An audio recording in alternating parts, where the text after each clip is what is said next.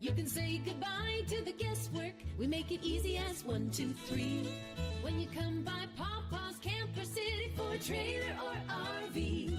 Hey friends, Pawpaw's Campers in Picayune is not that far from where you are. Only 35 minutes from the Hattiesburg Pine Belt area and the Mississippi Gulf Coast. Make that short drive to Picayune and you'll be glad you did. Whether it's a new or used trailer, fifth wheel, or motorhome, Pawpaw's Campers has you covered. Check out Pawpaw's inventory at rvbestprice.com. That's rvbestprice.com. Pawpaw's Campers, having fun, selling fun. Pawpaw's Campers and Cars, that's all you need to know. Great service, great price, now isn't that nice? You're gonna love the way we deal. Pawpaw's Camper City in Picayune. Yeah, boy. Yes, sir, yes, ma'am. You're gonna love the way we deal. That's a good RV, Pawpaw.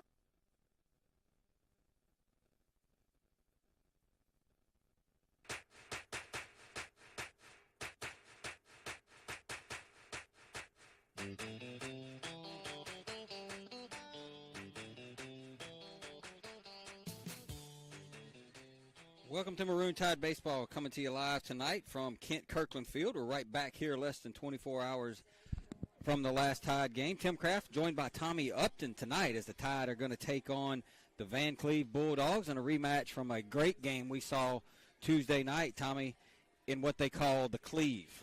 Yeah, we learned that. We'd never heard of the Cleave before, but we learned that the PA announcer made mention of that several times, and you're right, it was an absolute really a brilliant game by both sides. Had some different pitching come in. Busby was out, having a little bit of rest this week, messing with a little bit of tendonitis, so he was out, and so we had a few different pitchers come in, and I tell you what, Cooper Moreau pitched brilliantly, and then Kyler came in and closed it out, and then those two guys also had a couple of hits, and we got some production from a couple of other guys in the lineup. So it was a good ball game, and I'm looking forward to another one here tonight, Tim. It's a beautiful night. A little bit of rain come through earlier and then brought in a little bit of a cooler front. I won't call it a cold front, but a little less humid than we've had over the last couple of weeks, and it's an absolute beautiful night here at the Kirk. It is, Tommy. We're going to take a quick break. We'll come back. We'll set the stage here. The Tide's got to take their infield. We'll set the stage. We'll get the lineups. We're going to take a little infield. We got to post the pregame stuff to do, and we'll be ready for baseball here shortly. You're listening to Maroon Tide Baseball.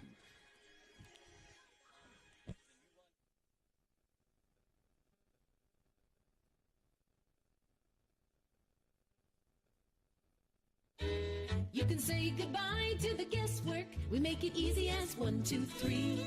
When you come by Pawpaw's Camper City for a trailer or RV. Make a quick short drive to Picayune for a downright down-home feel. Great service, great price, now isn't that nice? You're gonna love the way we deal. Hey friends, Pawpaw's Campers in Picayune has several remaining new 2022 models left in stock with full factory warranty remaining. Check out this new 2022 Rockwood 2514S. MSRP $49,797, reduced to only $29,987. Don't wait long, it'll soon be gone. Pawpaw's Campers, having fun, selling fun. Pawpaw's Camper City in Picayune. Yeah, boy. Yes, sir, yes, ma'am. You're gonna love the way we deal. That's a good RV, Pawpaw.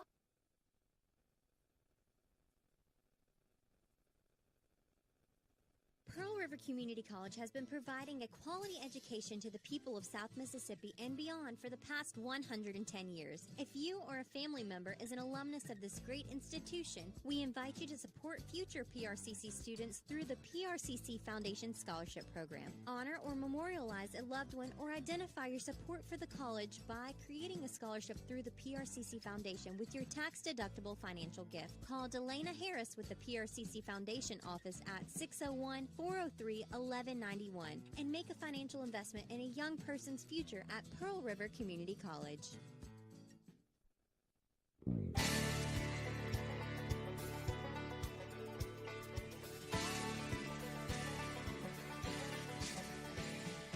Tim Kraft, Tommy Upton back here at the Kirk as the Tide have taken the field to do their pregame as they take on the Vancleave Bulldogs.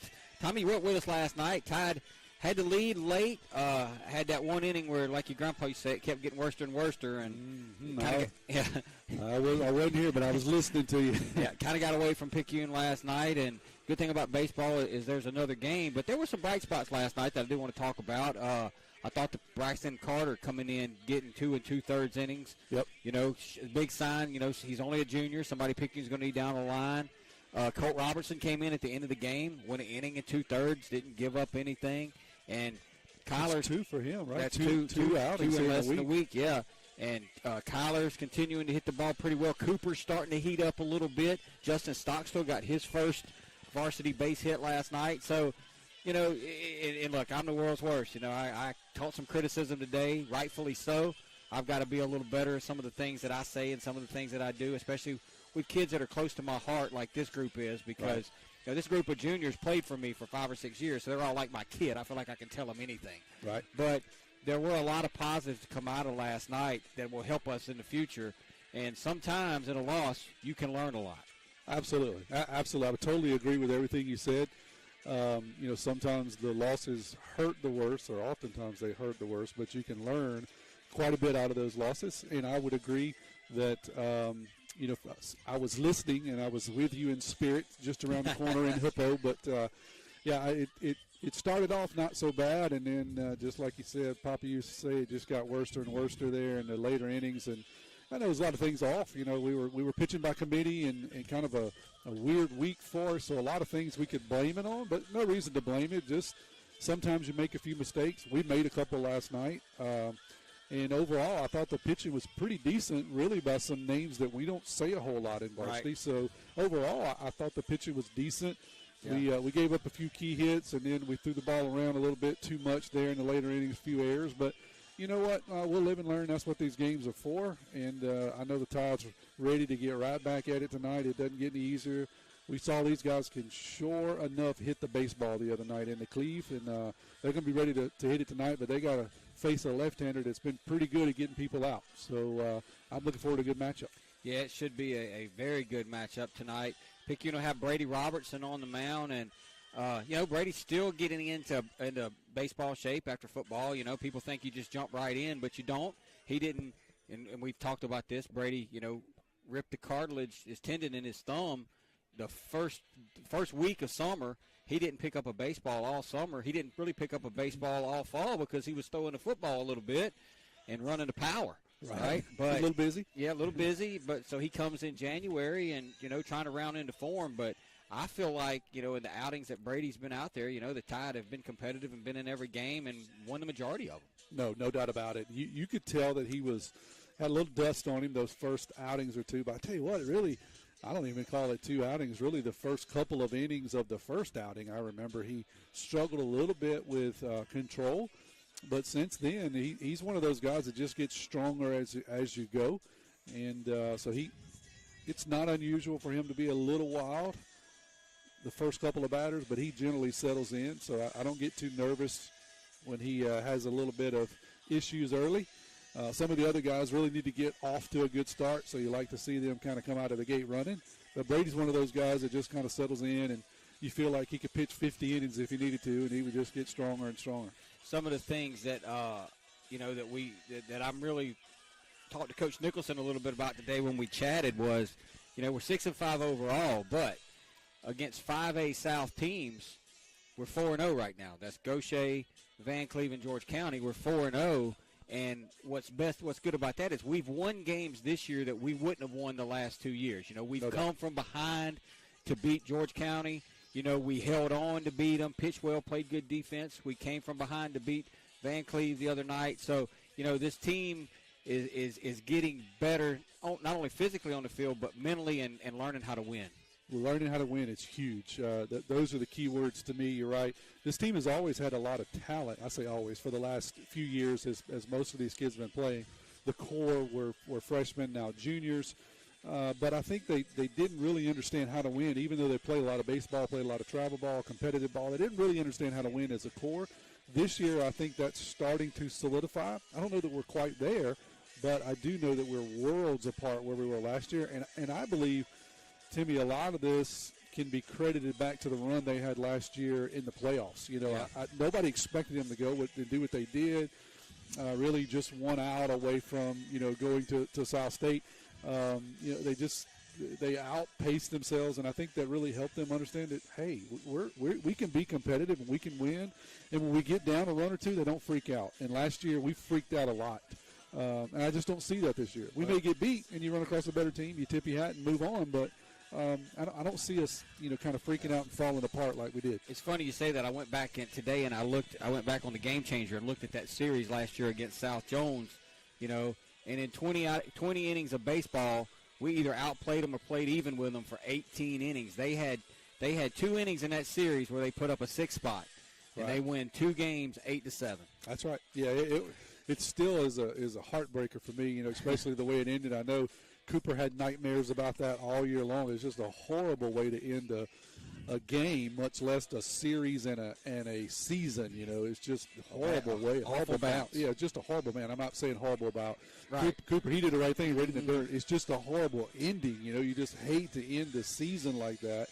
And so I know that was a little bit of fire in their bellies this year, and a little bit to come back and play. And we got some dudes that have stepped up that I've been really impressed with that didn't get a lot of playing time last year. And I tell you what, that, you know, still got some work to do, but I'm impressed with some of these younger guys that have really stepped up into some huge roles that we didn't know how was going to fall last year or this year. We didn't know how they were going to play out. We were concerned defensively at third base, losing Trenton Watts. Yep. Cooper's filled in great. Right. Left field, Justin Stockstill. You know, we went through a couple of guys out there, but Justin solidified that defensively. And, I mean, Parker Helton, if you remember correctly, the first ball hit at him, the first game against Pass Christian, it was an adventure. That's right. But since then, he's locked it down out there in center field. That's exactly. Don't take anything away from Watts catching either. That's exactly right. So we had That's another exactly senior there that felt like Landrum had played there for the last 7 or 8 years, and so we really didn't know how that was going to play out. And Landon's made a few mistakes, just like everyone's has, but overall he has just really been solid back there. So kudos to those guys for stepping up. We knew we had a good core of 4 or 5 guys, but we didn't know who was going to play around them. And so far, I've been really impressed. We got some work to do, but we'll continue to improve. And the main thing to improve is playing good teams like we have been, running through that other side over there in 5A, and we've been doing pretty good, as you said. People text me today asking me about injuries for the Tide. You know, just a quick injury update. Tanner Busby will resume throwing on Monday. If he can throw, you know, with no discomfort, he will probably be on the mound Tuesday night in Hurley. That's what we're hoping for anyway. And if he can't, then we may wait until later in the week to have him start throwing. But the plan is, you know, 2 weeks from this past Tuesday when we open up district play against West Harrison, for him to be on the mound. I talked to Jamie. He's doing his therapy. He's going through his stuff. You know, the pain kind of comes and goes. But Jamie's pinpointing that West Harrison game to be back. If he can't be back before that, he said he's going to play against West Harrison no matter what. And then Morgan's going to have an MRI in the morning at Southern Bone and Joint, 8:45. More a precautionary thing to make mom and daddy feel better. You know, we've seen a couple people, and you know, they don't think there's a tear in there, but you can't 100% be sure. They said he's got a lot of muscle mass around his knee. You know, and if he had little skinny knees like me, you could tell pretty easily. Right. They can't really tell, but, you know, mine and Mama's biggest concern is if there is something in there, we want to address it before we kick that football off. I was fixing to say that right leg is going to be more and more important there as we go along here. And so, yeah, I totally agree. And I know it's frustrating for a lot of these kids, you know, especially those 3 you just named, because, you know, they were really looking forward to coming out like gangbusters. But the main thing is it sounds like everyone is in a spot that we can heal. We still got a couple weeks. Certainly we want to go after East Central next week, defending state champions. We're going to go try to punch them in the mouth at their place next week. So certainly we'd love to have Tanner on the mound for that. But, you know, if it doesn't happen, it's not the end of the world. We really hope to see them at the end of the year, and that's when it's really going to matter. That's right. Well, the Tide have done their infield. Vancleave's taken theirs. I'm going to come back here in just a minute. We'll give you the starting lineups, and then we're going to break after that, and we'll be ready for baseball. You're listening to Maroon Tide Baseball on WRJW.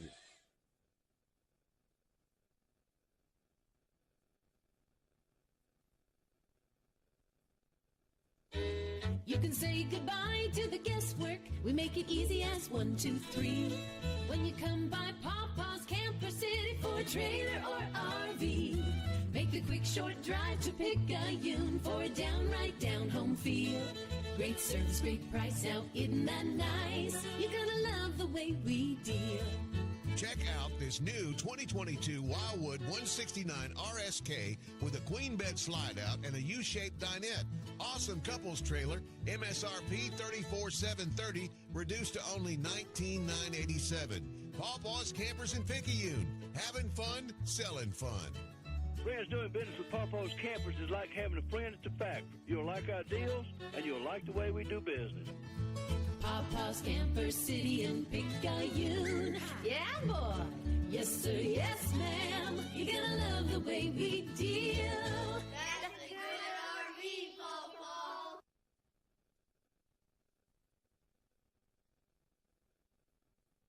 Are you or someone you know looking to take your education to the next level? Pearl River Community College can help. Whether you're looking for a true college experience or you want to jumpstart your career, Pearl River has you covered. PRCC strives to remain affordable and accessible to help you regardless of where you are on life's journey. With face-to-face, hybrid, and online courses, Pearl River meets you where you are. Visit prcc.edu/admissions or call 601-403-1000 to rise with the river.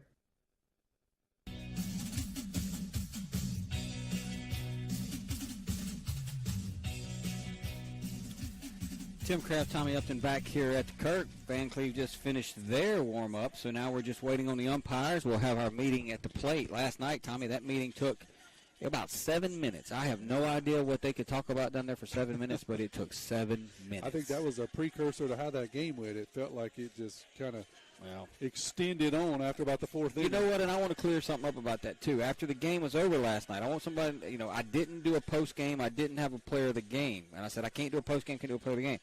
I just want people to understand something. I came up here last night about 6:40. I was by myself. I didn't get out of here till 9:45, and I drank 2 Dr. Peppers.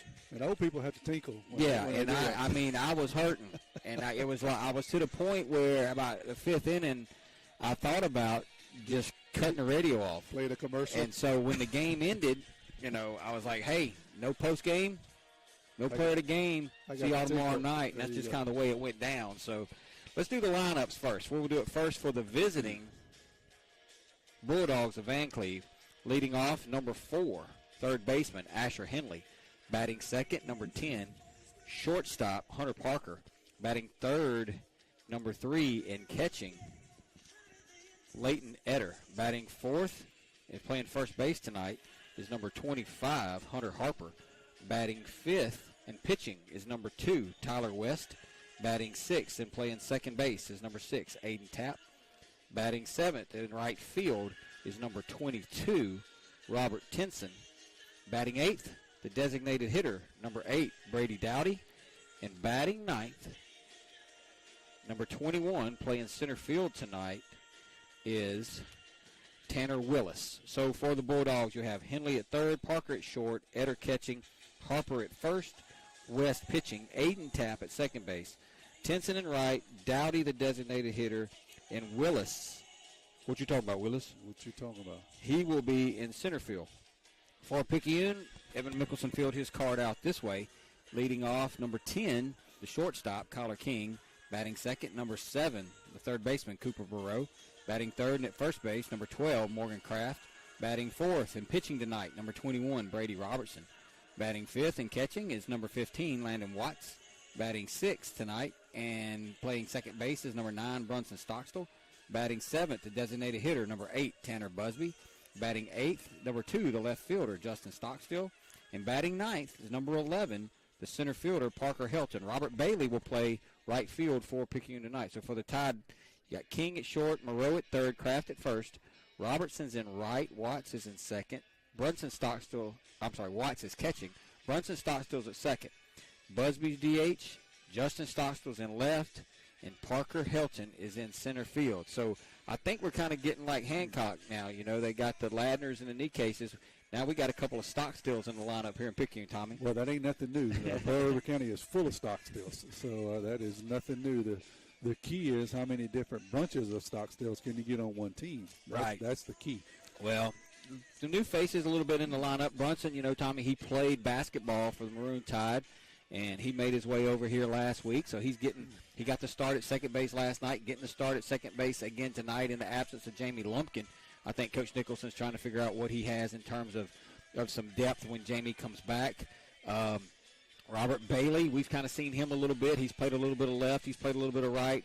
He's going to be the courtesy runner, and he does some courtesy running. I mean, he's going to be playing right field tonight. So a couple of different guys in the lineups that we're not used to seeing. Yeah, that's good for those young guys. And speaking of young guys, I had no idea. I watched, I think I talked about it Tuesday night, watched a few basketball games at the end of the year, got to see a few playoffs, then got to go up and see them in Jackson. And just watching Brunson, I had no idea that he was a sophomore. He looked so much older, played so much older. He just had so much maturity on that basketball team. So I'm excited to see him come out here and see what he brings to the baseball world. So I know that maturity's just got to follow him around, but he certainly didn't play basketball like a sophomore. Well, he was a three-sport athlete in junior high. He played football, basketball, baseball. But once you kind of get into high school, it's hard enough to play two, much less three. So he didn't play football this past season. So he played basketball, and he's playing baseball now. But he is, Josh is leaving. Josh Holmes is graduating. Troy Carter's graduating. He's going to run the show next year from the point. He played well, and I'm just so thankful that kid looks like his mom and not his daddy, because that would be such a hardship on the poor kid. Let me tell you what Coach Nicholson told him the other day. He said, you need to get some sun. You've been in the gym too long. I can see that. Yeah. So, anyway, that's, the lineup's a little bit different tonight. It looks a little different with Jamie out of there. Everybody's got to kind of, Kyler kind of cemented himself in that number one spot even when Jamie was in here, but Jamie was injured, of course. But, Kyler at one, and, Cooper, Morgan, Brady, you kind of figure that. Then you figure that next spot would have been Jamie, and so everybody's just having to move up one spot. That's right. And put a new guy in the lineup. We just got to be able to put the ball in play and make good things happen. I think that's the key. I know you want to go to break here as they start doing the announcement, but I think that's the key. We learned, I think, a little bit to play small ball over the last few games, and if we can play defense, we can put the ball in play, and we can generate a few runs like we did the other night in Vancleave. I like our chances against any other 5A team. Yeah, well, we're going to have the lineups right here. We'll take about 2 or 3 minutes. Tommy will do the anthem. When we come back, we'll be ready for baseball. The Tide and Vancleave about to get it on. This Maroon Tide baseball.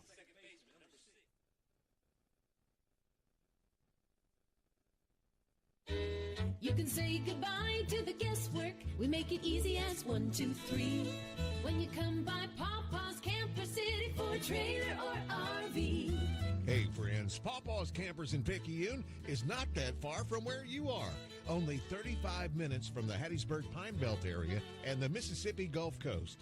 Make that short drive to Picayune and you'll be glad you did. Whether it's a new or used trailer, fifth wheel, or motorhome, Pawpaw's Campers has you covered. Check out Pawpaw's inventory at RVBestPrice.com. That's RVBestPrice.com. Pawpaw's Campers, having fun, selling fun. Pawpaw's Campers and Cars, that's all you need to know. Great service, great price, now isn't that nice? You're gonna love the way we deal. Pawpaw's Camper City in Picayune. Yeah, boy. Yes, sir, yes, ma'am. You're gonna love the way we deal. That's a good RV, Pawpaw.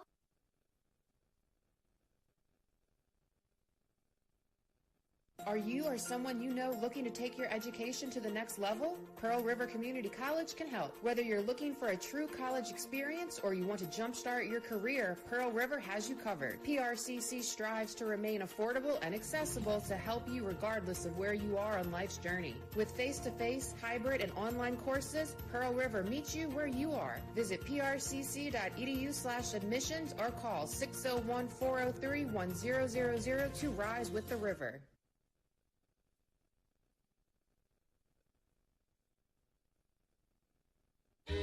You can say goodbye to the guesswork. We make it easy as 1, 2, 3. When you come by Papa's Camper City for a trailer or RV. Make the quick short drive to Picayune for a downright down-home feel. Great service, great price, now isn't that nice? You're gonna love the way we deal. Hey friends, friends, Pawpaw's Campers in Picayune has several remaining new 2022 models left in stock with full factory warranty remaining. Check out this new 2022 Rockwood 2514S, MSRP $49,797, reduced to only $29,987. Don't wait long, it'll soon be gone. Pawpaw's Campers, having fun, selling fun. Papa's Camper City in Picayune. Yeah, boy. Yes, sir. Yes, ma'am. You're gonna love the way we deal. That's a good RV, Pawpaw.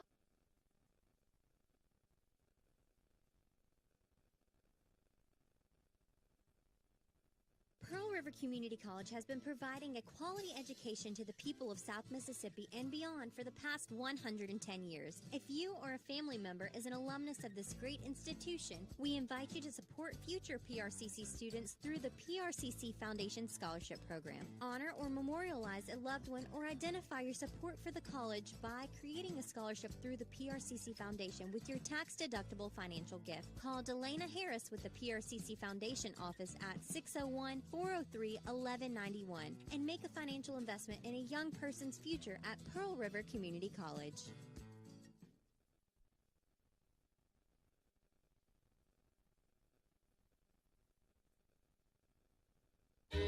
You can say goodbye to the guesswork. We make it easy as 1, 2, 3. When you come by Papa's Camper City for a trailer or RV. Hey friends, Pawpaw's Campers in Picayune is not that far from where you are. Only 35 minutes from the Hattiesburg Pine Belt area and the Mississippi Gulf Coast. Make that short drive to Picayune and you'll be glad you did. Whether it's a new or used trailer, fifth wheel, or motorhome, Pawpaw's Campers has you covered. Check out Pawpaw's inventory at rvbestprice.com. That's rvbestprice.com. Pawpaw's Campers, having fun, selling fun. Pawpaw's Campers and Cars, that's all you need to know. Great service, great price, now isn't that nice? You're gonna love the way we deal. Papa's Camper City in Picayune. Yeah, boy. Yes, sir, yes, ma'am. You're gonna love the way we deal. That's a good RV, Pawpaw.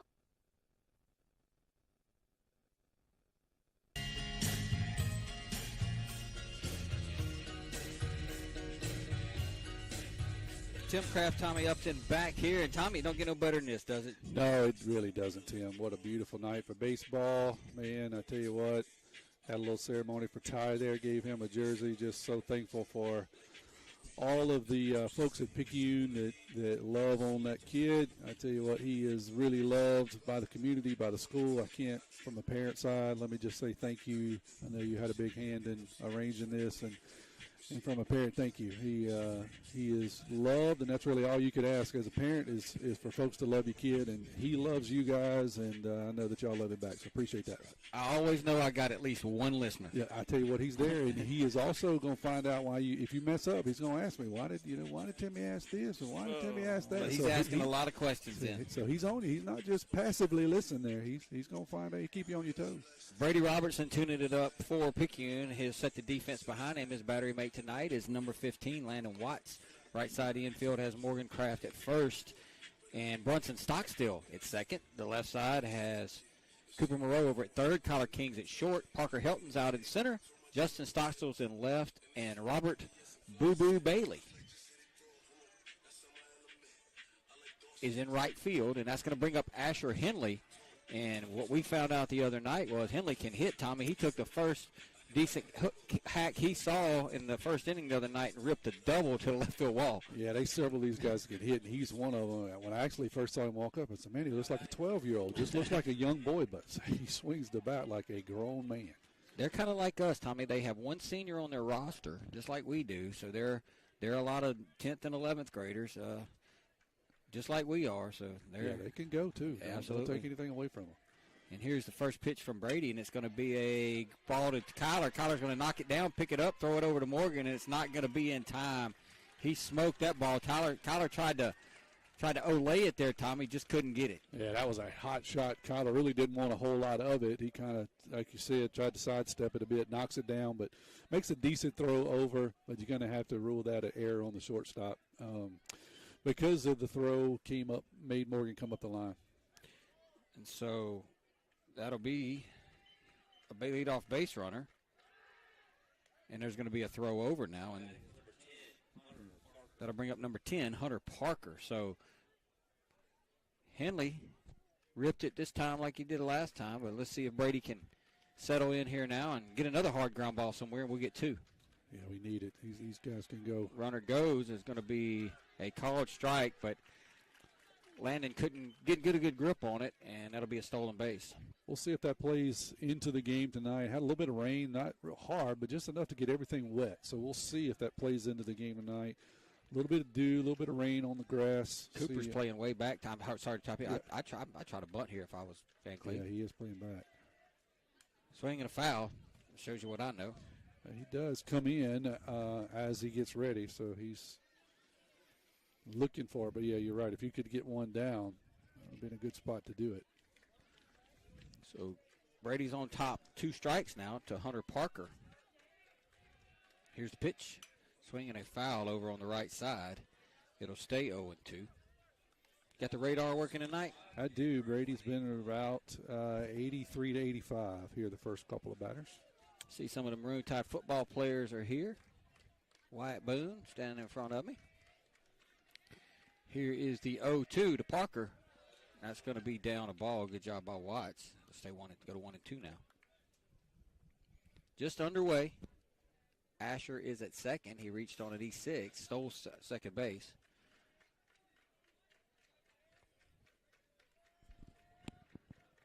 Here's the 1-2, and that's going to hit him. So had him down in the count, 2 strikes. Missed with that off-speed pitch. Didn't try to throw a fastball that time. He just got away from it. Yeah, that's the one you hate, too. You got somebody 1-2, and you let one run away from you on the inside and get him in the calf. So, yeah, you got a little bit of a situation here brewing for the Cleve. If you're Picayune, you really want a ground ball here somewhere to see if you can erase a couple of those mistakes. I think the bunt's in order here with Leighton Etter, the 3-hole hitter. Here's the pitch, no bunt. Swing and popped up foul off the right side. So I don't think Vancleave's interested in playing small ball tonight. I don't think so either. They are hacking. Big swings. I would agree with you. That would have been a good place to bunt there with your number 3 guy, but this guy here can swing the bat too, so I think they want to let him hack away. Here's the 0-1 to Etter, swinging another foul ball.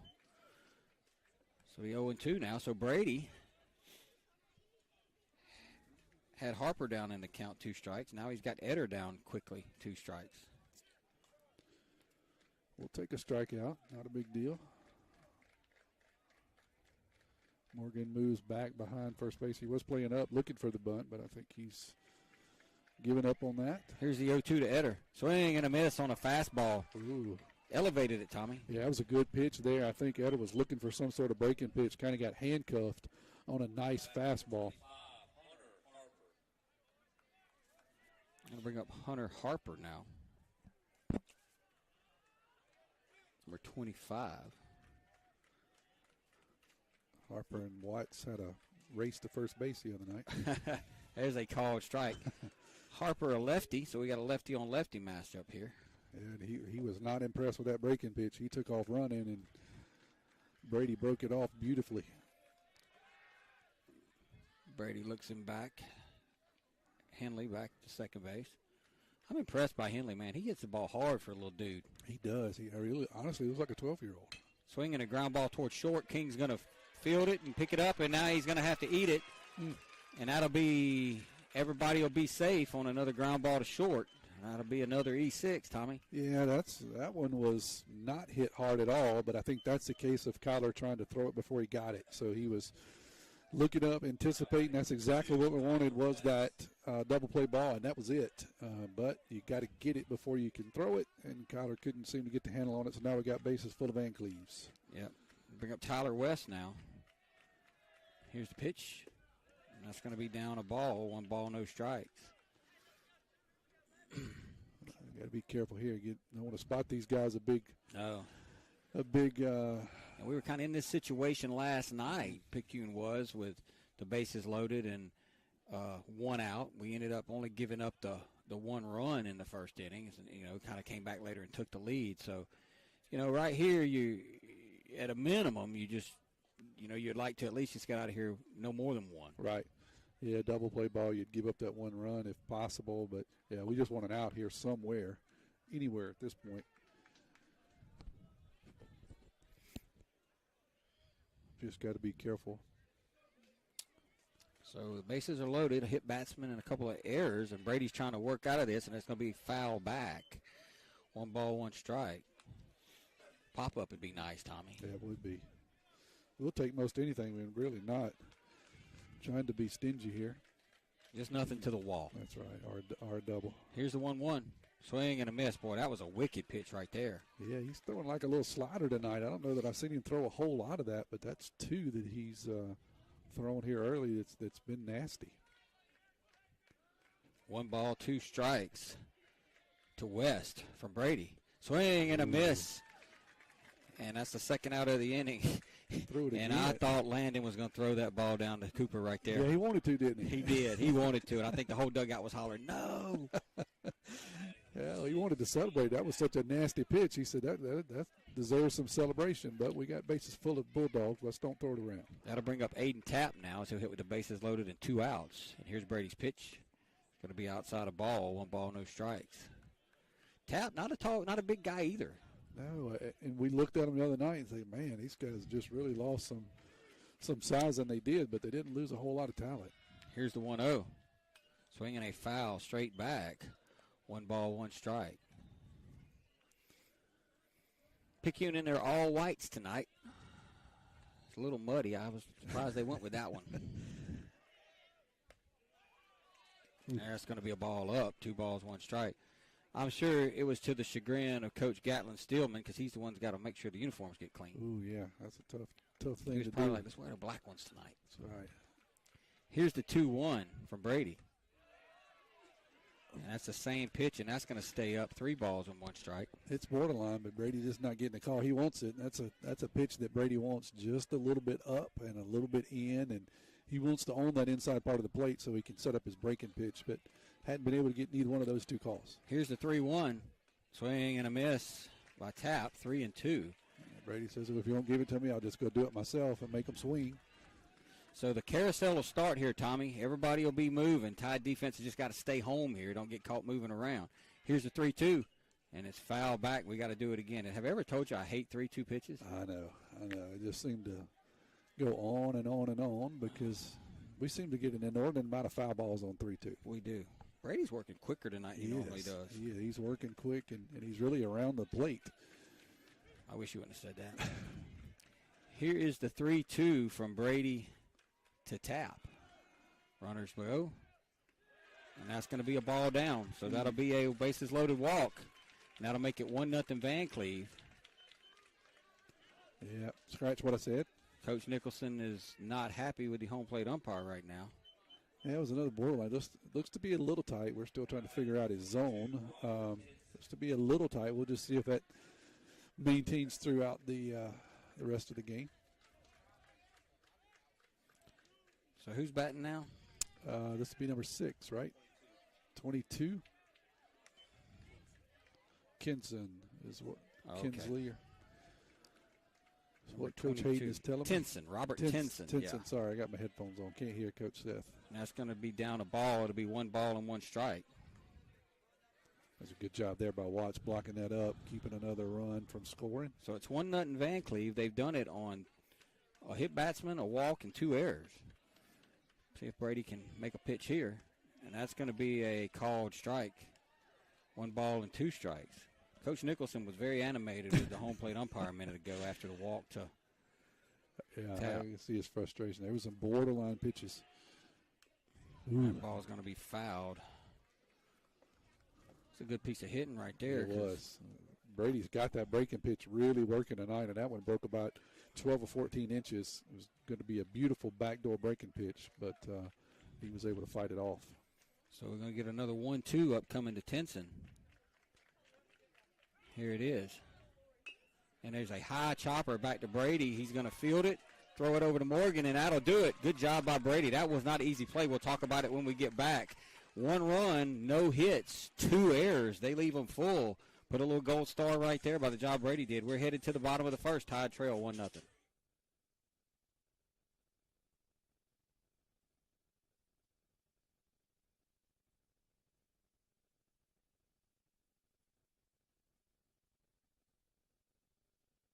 our area is a great place to live with a quality of life that many would envy. People are friendly. It's a great place to raise a family. At FNB Picayune, we serve the credit needs of this area. The money to make the loans comes from your investments with us. In turn, we reinvest your money in the local economy to send kids to college, finance new businesses that create new jobs, build new homes, and much, much more. At FNB Picayune, your money is used to support our local needs. FNB Picayune, your hometown bank, member FDIC.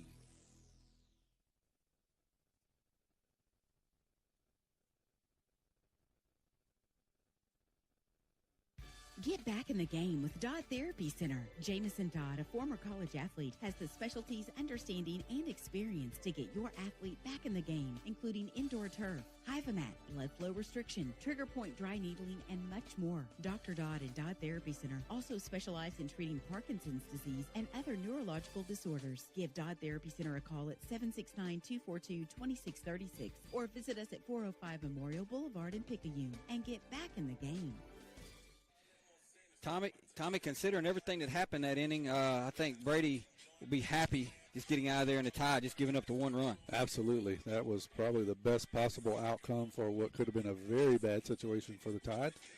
But we were the benefit of a couple strikeout and a ground out there. Good play there by Brady. You said it as we went to break. It was a high chopper. Brady had to back up off the back of the mound, which is always dangerous for a pitcher to fall or trip or whatever. He was able to make it and then had to make a quick flip to first because it was hit such a chop. And he makes a pretty good throw. Morgan makes a good stretch, and we get out of that one with.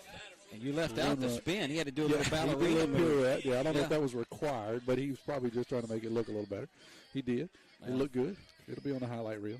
You know, and you talk about, Coach Nicholson was a little animated with the umpire. If we get one of those three pitches, Coach Nicholson was a strike, we get out of there giving up nothing. But here's the way I look at it. You got to score one to win anyway, so no big deal. That's right. Yeah, we're thankful for that one out or one run only. Here's Kyler King now, and he's going to take outside a ball. And the first pitch of every half inning brought to you by FNB Picayune, your hometown bank, hometown community spirit, hometown community pride. Member FDIC. I forgot to say that at the top of the first. That's okay. We'll get it in here twice if we need to. Yep, we had a lot going on in that first. So here's the 1-0 to Kyler. And that's going to be outside a ball, 2 balls and no strikes. When Vancleave last saw Kyler, he hit a ball about 354 feet off the base of the wall in the top of the 7th to break a 1-1 tie. Glad to see him starting to get hot. He struggled a bit early, but he's been hot the last few weeks. 2-0 pitch going to be grounded towards the hole. Good play by the first baseman. He'll feed the pitcher, and that'll be the first out of the inning. I think Kyler probably could have got a better pitch there at 2-0. He tried to put that ball into right field, probably on the outside corner. That'll be the first out of the inning on the 3-1 force play. Yeah, he didn't get all of it. Got it off the end of the bat. I think you're right. He was trying to do something with the outside pitch and just didn't get it all the way. Did get the first baseman off the line, and they did their part. The pitcher covered. They got an out. When he hit it, I thought maybe it would get through, but a good play over there by Harper. And here is Moreau now. He hit the home run to right field last night. He's going to swing and foul that one off. He's another one that I'm glad to see starting to hit the baseball. He was struggling a little bit too to start the year, but he seems to have kind of turned it on here the last week. That ball he hit last night was between the scoreboard and the foul pole, right over the Lakeshore Picayune sign. Sounded like a no-doubter the way you described it. Yeah, he hit it pretty good. Here's the 0-1 to Coop, and he's going to foul that one off the left side, and he's quickly down 2 strikes. It's the old adage in baseball, Tommy, the team that's going to throw the most strikes and make the fewest mistakes typically wins. So Vancleave did show the other night, they throw a lot of strikes, but they made that mistake in the 6th inning, right. that error, and that opened up the floodgates. That's right. No, they played very well other than just 1 or 2 mistakes there. Cost them dearly. Swing and a miss as Cooper swings that pitch on the outside corner, and that'll make it 2 down, and that'll bring up Morgan Kraft now, a hit with 2 outs and nobody on. It looks like Cooper got caught trying to guess there. He kind of fanned at an off-speed pitch.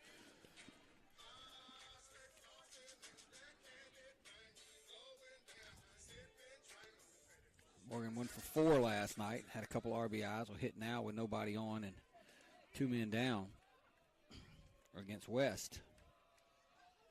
He's going to swing and hit a ground ball towards third base, and that ball, they're going to drag him off the bag, and that'll be an error on the third baseman. So Morgan will reach on the E5. He just swung over the top of that ball and hit a lazy Sunday hop to the third baseman, but throw by Henley pulled him off the bag. Yeah, you said it. Yeah, you don't get much better hops than that one there, and he had all day, especially Morgan not running real well these days, and so he certainly wasn't going to beat the play out, but he was hustling enough to get there and see if we can get something, see if we can drag something together here. Here's B-Rob now. He's got a swing and miss. No balls, one strike. Vancleave was in their grays with the blue writing. Picture PRC with gray uniforms. And a V, that's right. And a V, yes.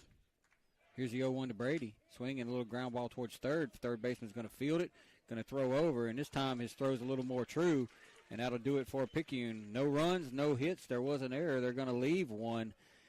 We're head to the second. Tide trail 1-0.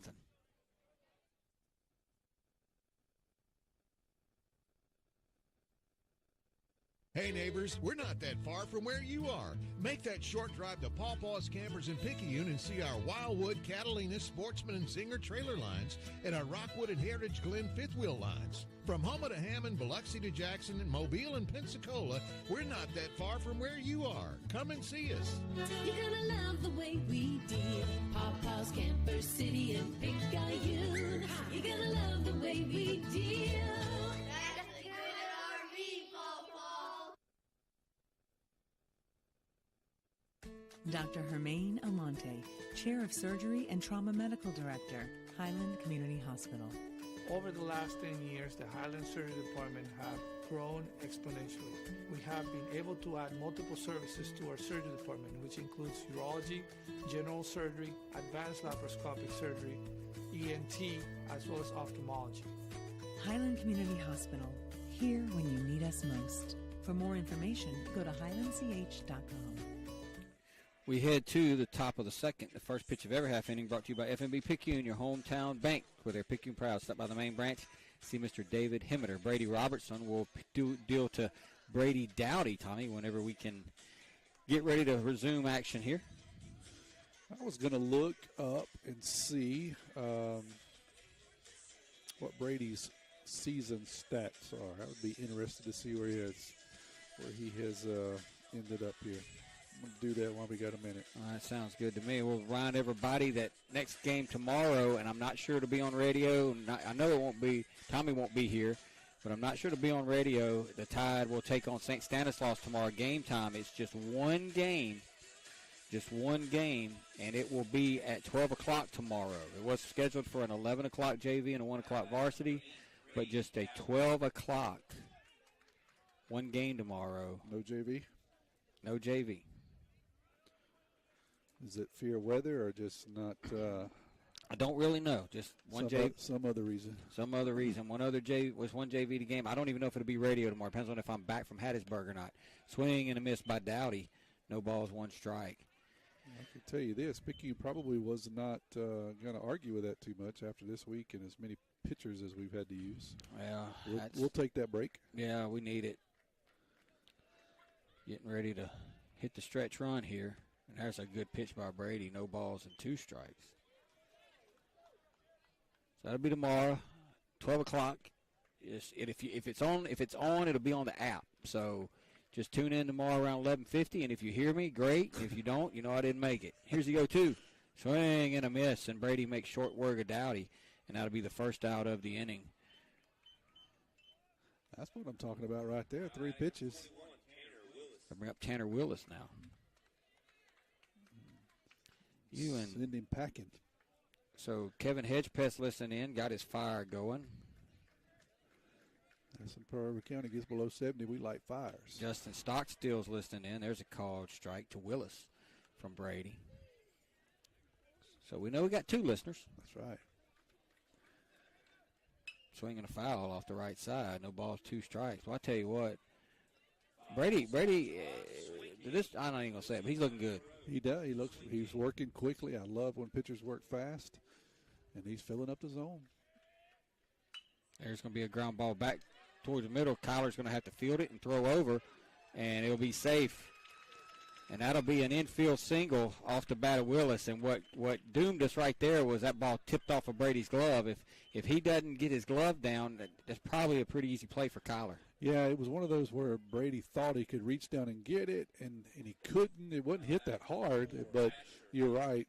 That's kind of live by the sword, die by the sword. And that was one of those where we just died by the sword because Brady got just enough of it to slow it down where Kyler really couldn't get to it, didn't have a play. So if he'd have been right-handed, he wouldn't have had no shot. That's right. Yeah. He never got it over there. But being left-handed, he was able to get just enough on it to slow it down. So back to the top with Henley. He reached on the E6, his first at bat, and he's going to take down a ball, 1 ball, no strikes.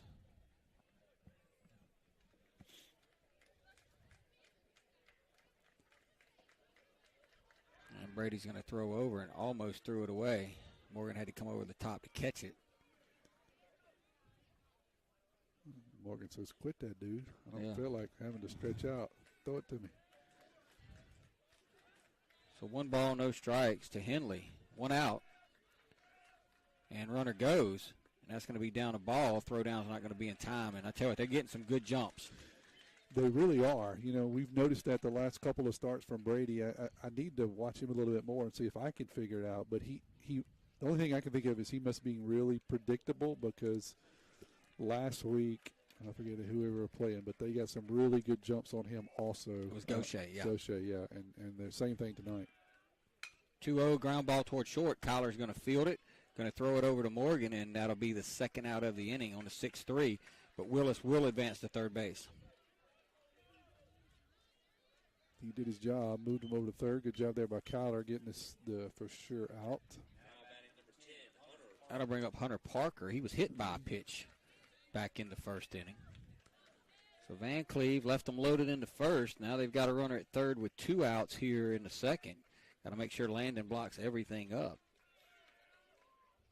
Swinging a foul ball. Want to welcome back Coach Hayden. I understand he wasn't feeling very well earlier in the week. And he says he let her never. Back in the saddle. Yep. That's right. Slinging them tunes. Here's the 0-1 from Robertson to Parker. Swing and a line drive out towards center field, and that'll be handled easily by Parker Helton out there, and that'll do it for Vancleave. No runs, 1 hit, no errors. They left 4 now, Tommy. We'll go to the bottom of the second. Still 1-0.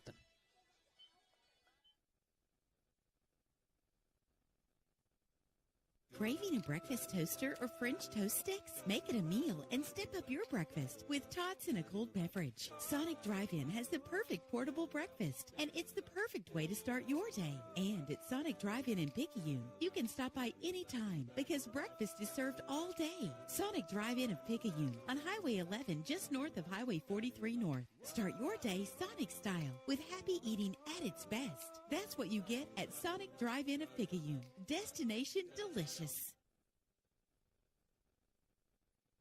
Welcome to a place where everyone deserves to be better protected, where technology has your back, where you can have better protection and keep more money in your pocket, where you can have protection for your car, your home, your phone, and even your digital identity.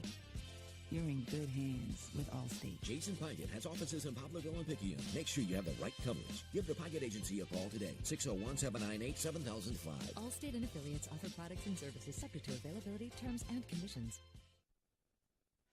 Tim Kraft, Tommy Upton back here as we go to the bottom of the second inning. Tide trail 1-0. First pitch of every half inning brought to you by FNB Picayune, your hometown bank, the place for all your banking needs. Susan Wilson and her staff are ready to service you at their North Picayune branch on Cooper Road, Tommy. And while we were away, Coach Nicholson, home plate umpire, was having quite the conversation. Yeah, I was going to say he was pleading his case down there and saying, dude, you're squeezing me already. It's too early to be squeezing me. It's a beautiful night. Let's don't worry about getting out of here early.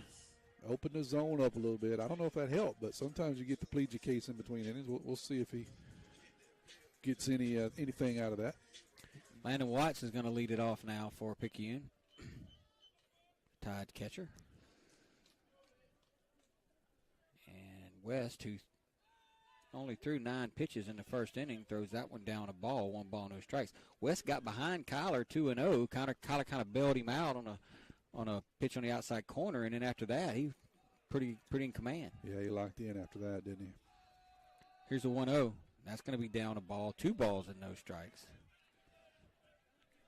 I mean, I know you hate to take pitches 2-0, but those two weren't close. Those two weren't. No, I'm just saying if you get 2-0, you hate to take a pitch, but you might want to take one here.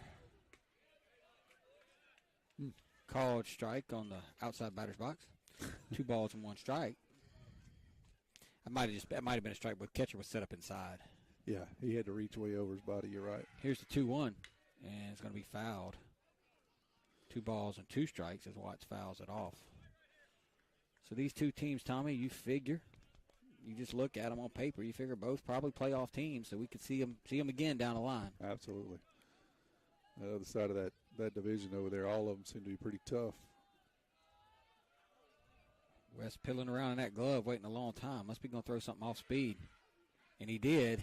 And Landon swung at it, and that'll be the first out of the inning. I often wonder, and I don't know, I often wonder when a batter sees the pitcher fiddling around his glove for that long, you would think they would say, "Man, there's got to be something slow coming." Yeah, that's a dangerous gamble though. Sometimes pitchers do that, and I've seen other pitchers that'll do that intentionally and then throw you the fastball to try to get you to guessing. So it's a dangerous game. Got to bring up Brunson Stockstill now, getting start here at second base tonight, and he's going to take down a ball, 1 ball, no strikes. Tide just looking for a base runner here. They've only had 1 back in the first, and that was on an E5. Here's a 1-0. Brunson's going to show bunt and offer at a ball and come up empty. Not a bad idea. None of the Vancleave infield was playing in very much, but even with the bag at third, behind the bag at first. So here's the 1-1 now. It's going to be a ball, 2 balls and 1 strike. I will say he's equally squeezable back there as umpire. He's tight, so that's all you can ask. We played for 8 hours last night. We don't need to play for 8 more tonight. If you're going to be tight both ways. Here's 2-1, and Brunson's going to hit a ground ball, and that's going to get into left field for a base hit. So that'll be Brunson's first base hit of the season, and he's going to take off for second base, and he's going to be safe. Boy, good job by Brunson. He just caught him sleeping out there. That was a single, Tommy, and I don't know how to score that. A single and took second on a throw.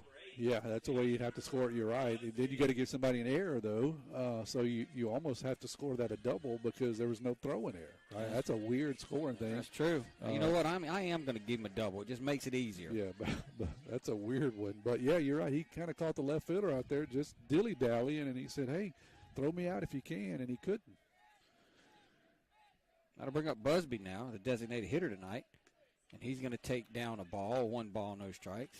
But I just love the aggressiveness. We talked about his maturity earlier playing basketball, and I tell you what, that's a very mature play right there by the young guy who's just been out here a week. Yeah, he stole 90 feet right there. Here's the 1-0 pitch from West to Busby. Swing and a foul back, and Tanner kind of stepping out a little bit right there, Tommy, if you notice with that front foot. That's why that ball went foul. Yeah, he has a tendency to do that sometimes. He didn't do that earlier in the year, but I have noticed that the last few games. Sometimes when you try to overswing, you start stepping out a bit. So maybe he can stay locked in here a little bit, try to drive the ball. Here's the 1-1, and they're going to throw behind him, and he'll be back. I'd like to see Busby, if he's going to do that, I'd like to see him get a little closer up to the plate or start closed, right, and then open. Right. There's lots of different things you can do. You're right. But the worst thing you can do is just kind of fly open because you lose all your power and you lose half the plate. And here's the 1-1 to Busby. Let's see if they can. And that's going to be down a ball. 2 balls and 1 strike. That was that breaking pitch. Justin Stockstill waits on deck. Had his first varsity hit last night. He was fired up, too, Tommy, when he got it. He's had some good at-bats. He has. He's hit some balls hard the other night. It just didn't fall in there for him. Here's a 2-1, and that's going to be a called strike. That's 2-2. That pitch is unhittable by Tanner by the way that he opens up. Yeah. He's not going to hit that pitch. If he can hit that spot again, then it's going to be very difficult for Tanner. Yeah, it's on the black on the outside corner, and you're right. When you fly open, you lose that part of the plate. If you do something with it, you don't have any power. It's just a weak ground ball somewhere. Let's hope they kind of come inside here on Tanner. And they're going to throw behind Brunson again, and he'll be back in. So they really working Brunson back there. Yeah, not a huge lead, but he is just kind of moving back and forth. And oftentimes as a pitcher, you see that movement, and it makes you nervous. It's not necessarily the size of the lead. It's just a guy moving, and so it kind of makes you nervous. And the good thing is you get him preoccupied with Brunson. Maybe he can miss on an inside ball here. If he misses inside, Tanner can hurt him. Here's the 2-2. And there's a ground ball towards shortstop, and shortstop's going to boot it, and everybody will be safe. So he did come inside, and Tanner was able to hit the ball hard to the shortstop, but he should have made the play. He kind of booted it and had no play at first, then tried to throw behind Brunson. But everybody's safe. Well, some cooking here first and third. You're going to score that at E6? Yeah, I mean, because I think, I mean, agree. He didn't really have to move. Right. Yeah, it was hit right at him. And yeah. He was more concerned with trying to get Brunson at third, I believe. Yeah. And so now Justin Stockstill can get his first RBI, I believe, as a member of the Tide. I'd have to go back and look and see, but he's going to take a ball upstairs. He showed bunt, but took a ball. He got his first hit last night. I know his on-base percentage was hovering around 400. He's drew a few walks and got hit a couple times. I'm not sure if he has an RBI yet, but I know one thing. If he puts the ball in play here, he probably does. Yeah, he'll get one. Umpire going to do some house cleaning there. Yep, right around home plate. I don't know what that was. So, yeah, I thought his posture said bunt. You can kind of tell when they stiffen up sometimes and they're trying to bunt. It looks like, see if he does that again. Here's the 1-0, and he's going to show bunt. It's got to be a good one. Nope, he's going to pull back and hit a ground ball towards second. Second baseman's going to throw to second over to first, and they're going to turn to double play. He slashed right into the shift, Tommy. Yeah, he did. It was a good slash, but he hit it right at the second baseman. That'll do it for Picayune. No runs, one hit, one error. They're going to leave a man. We will head to the third. 1-0 Vancleave.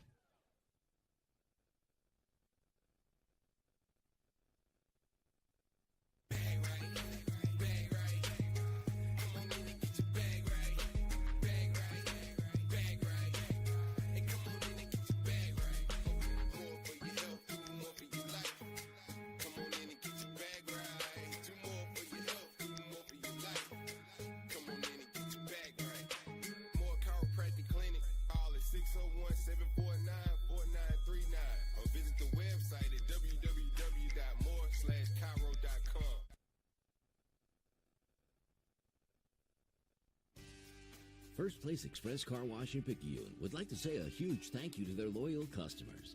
First Place Express Car Wash is happy to serve their local community with 2 locations, Highway 11 North just past Coast Electric, and on Highway 43 South just a quarter-mile east of I-59 at Exit 4. First Place Express Car Wash is locally owned and operated. You know they'll treat you right. Choose from any one of their car washes. Sign up for their monthly wash club starting as low as $20.99. Why do it yourself when you can let First Place Express Car Wash do it for you? Tim Kraft, Tommy Upton back in the top of the third. The first pitch of every half inning brought to you by FNB Picayune, your hometown bank, where they always put you first. Stop by the South Branch on Memorial Boulevard and see Tracy Acker for all your banking needs. And that's just some bad luck right there, Tom. It was. I like the call because if you get them shifting a little bit, looking at the bunt, sometimes you can slash it through, or oftentimes you can. Not bad execution there by Stockstill. He just hit that one right at the second baseman. And that was right to him. Tailor-made second double play. So we just got to rely on Brady here to stay hot and shut them down here again, and let's see what we can do. We should be close to the top of the lineup when we come back, if I remember right. Yeah, Helton will be leading us off here in the bottom of the third, but they've got Leighton Etter going to lead off here, the 3-hole hitter. He's going to take a ball down, 1 ball, no strike. So Vancleave had them loaded in the first, They pushed their run across on a bases-loaded walk. They left them loaded. Then they left a runner at third in the second, and the Tide had first and third with one out in the second, and that's going to be upstairs a ball, and hit into a double play. So pitching has been pretty good thus far, and Brady's behind now, 2 balls and no strikes. Don't want to put the leadoff man on. No, it never works out well. Swinging a foul up over us, be 2 balls and 1 strike. I'll say again, just a beautiful night for baseball tonight. It's been a little warm and muggy here the last few weeks, and a little bit of a front, a little less humid. There's going to be a ground ball over towards first base. Morgan Kraft's going to field it, take it himself, and that'll be the first out of the inning as Morgan goes unassisted to get out Etter. That's what we needed. Go get him, spot him 2 balls there, and then come back and get a little weak ground ball. So here's Hunter Harper now, the left-hander. I want to remind everybody Thursday night, 5:30, come eat, 6:30. If you have your ticket now, tickets are no longer on sale. The Picayune Maroon Tide Touchdown Club annual banquet will be this Thursday night. That's going to be up a ball, 1 ball, no strikes. I'm going to go get it. I'm going to get a ticket count. I'm going to get it at my office this week. I might open it back up Monday for a limited amount, but we don't have many tickets left. Gotcha. Here's the 1-0. That's going to be a called strike to the chagrin of some Bulldog fans. 1 ball, 1 strike.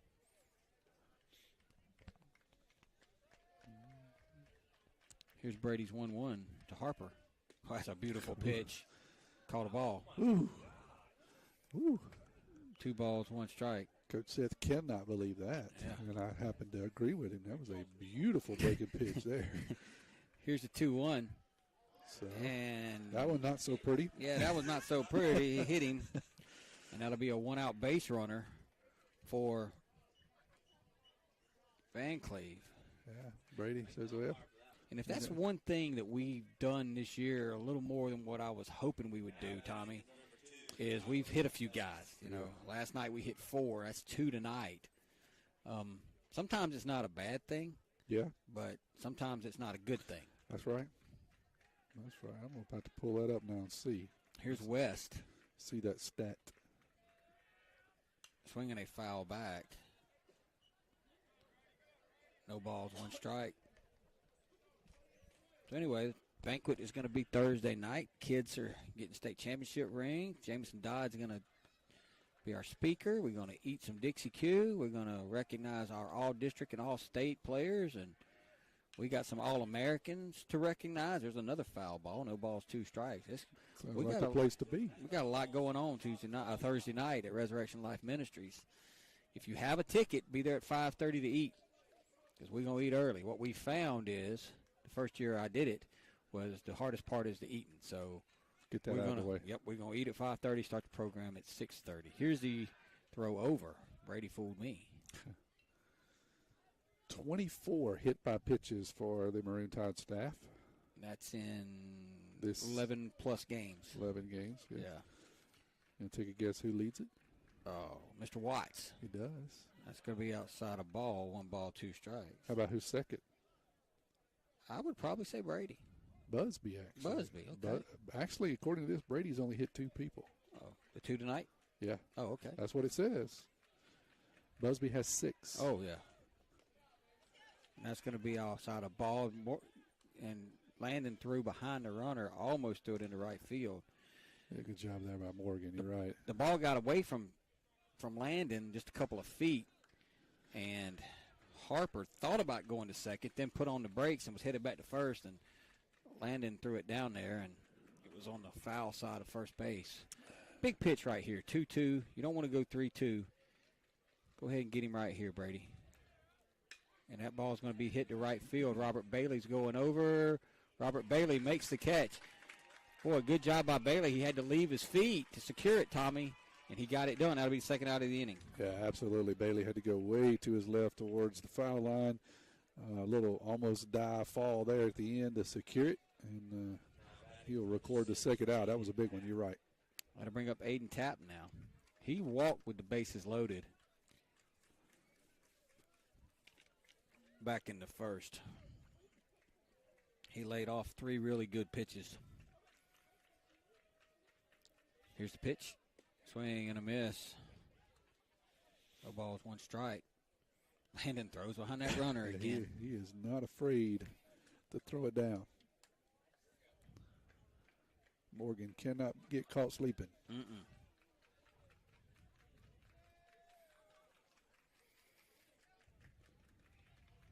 Here's the 0-1 from Brady to Tap. Oh, that's a beautiful pitch right there. Called strike. No balls, 2 strikes. One thing I'm going to say, Tommy, we get Tanner back right, the way Brady's starting to throw, I like our chances. Yeah, we got in two. Any game. We got 2 solid 1-2, no doubt about it. And we're starting to get some of those younger guys you talked about that are filling in admirably for that 3rd spot. It's going to be down a ball, 1 ball, 2 strikes, and let's don't sleep on the way Moreau pitched. That's right. Tuesday night in Vancleave. Absolutely. And you got Kyler who can come in and kind of give you some innings here and there when you need it. So it's settling in nicely for Runner's the going to go 1-2, swinging a ground ball back to Brady. He's going to field it. He's going to throw it over to Morgan, and that's going to do it for Vancleave. They go no runs, no hits, no errors, none left. 1 left, my bad. We'll go to the bottom of the 3rd. It's still 1-0 Vancleave.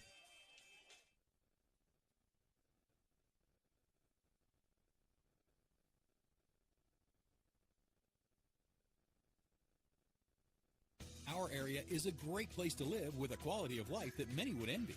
People are friendly. It's a great place to raise a family. At FNB Picayune, we serve the credit needs of this area. The money to make the loans comes from your investments with us. In turn, we reinvest your money in the local economy to send kids to college, finance new businesses to create new jobs, build new homes, and much, much more. At FNB Picayune, your money is used to support our local needs. FNB Picayune, your hometown bank, member FDIC.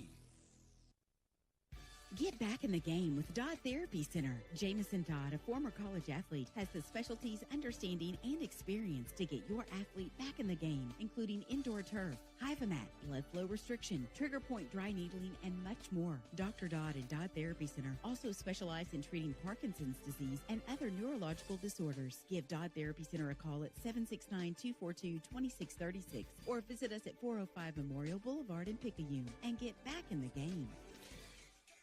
Tommy, we head to the bottom of the 3rd. Tide trail 1-0, and Parker Helton, the 9-hole hitter for Picayune, is going to lead it off. And one thing Coach Nicholson likes about having Parker in that 9-hole, he's a good bunter, good contact guy, and he got some speed. So, he's almost like a second leadoff hitter. There you go. Yeah, that worked out well. I know Coach Nicholson likes that. He used Chris last year in that same spot. So that's a big shoes to fill for Helton, and he's done pretty admirably so far. He'll dig in now against West, and the first pitch of every half inning brought to you by FNB Picayune. Swinging a base hit. That's going to get out into left field. He just kind of inside-outed that one, Tommy. Yeah, he good job of hitting. Didn't try to do much with it. Just line drive it over the third baseman head. Leadoff single. And the first pitch of every half inning brought to you by FNB Picayune, your hometown bank, where they always put you first.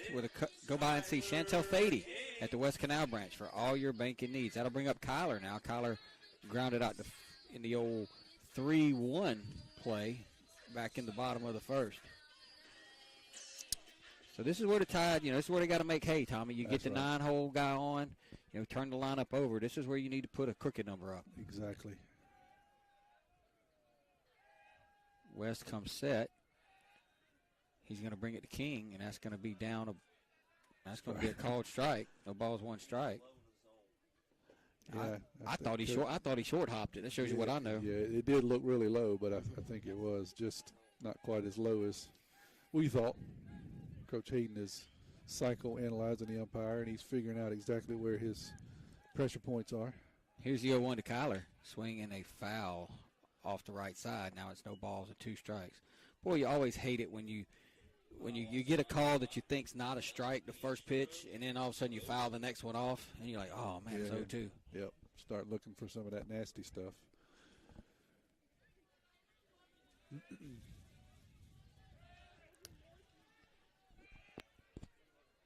No balls, 2 strikes to Kyler. And they're going to throw over on Parker, and he's back. 1 run, 1 hit, 2 errors, Vancleave. No runs, 2 hits, 2 errors for the Tide. Vancleave has left 5 through 3 innings. Picayune has left 2. Double play ball, really the difference in this one, Tommy. Big at bat here for Kyler. Here's the 0-2 to King. Swing and a high chopper towards third. Third baseman's going to come over, throw towards second base, and they're going to say that they got Parker. That was pretty close, but that'll be a force play from 5-4. Yeah, that was Bang Bang. It was a high chopper to third base. He does a good job of catching that and throwing it quickly and getting the lead out. It was Bang Bang, but we flip over. Trade runners on first. That'll bring Moreau now. I would imagine the Tide are probably going to try to get Kyler to second base somehow.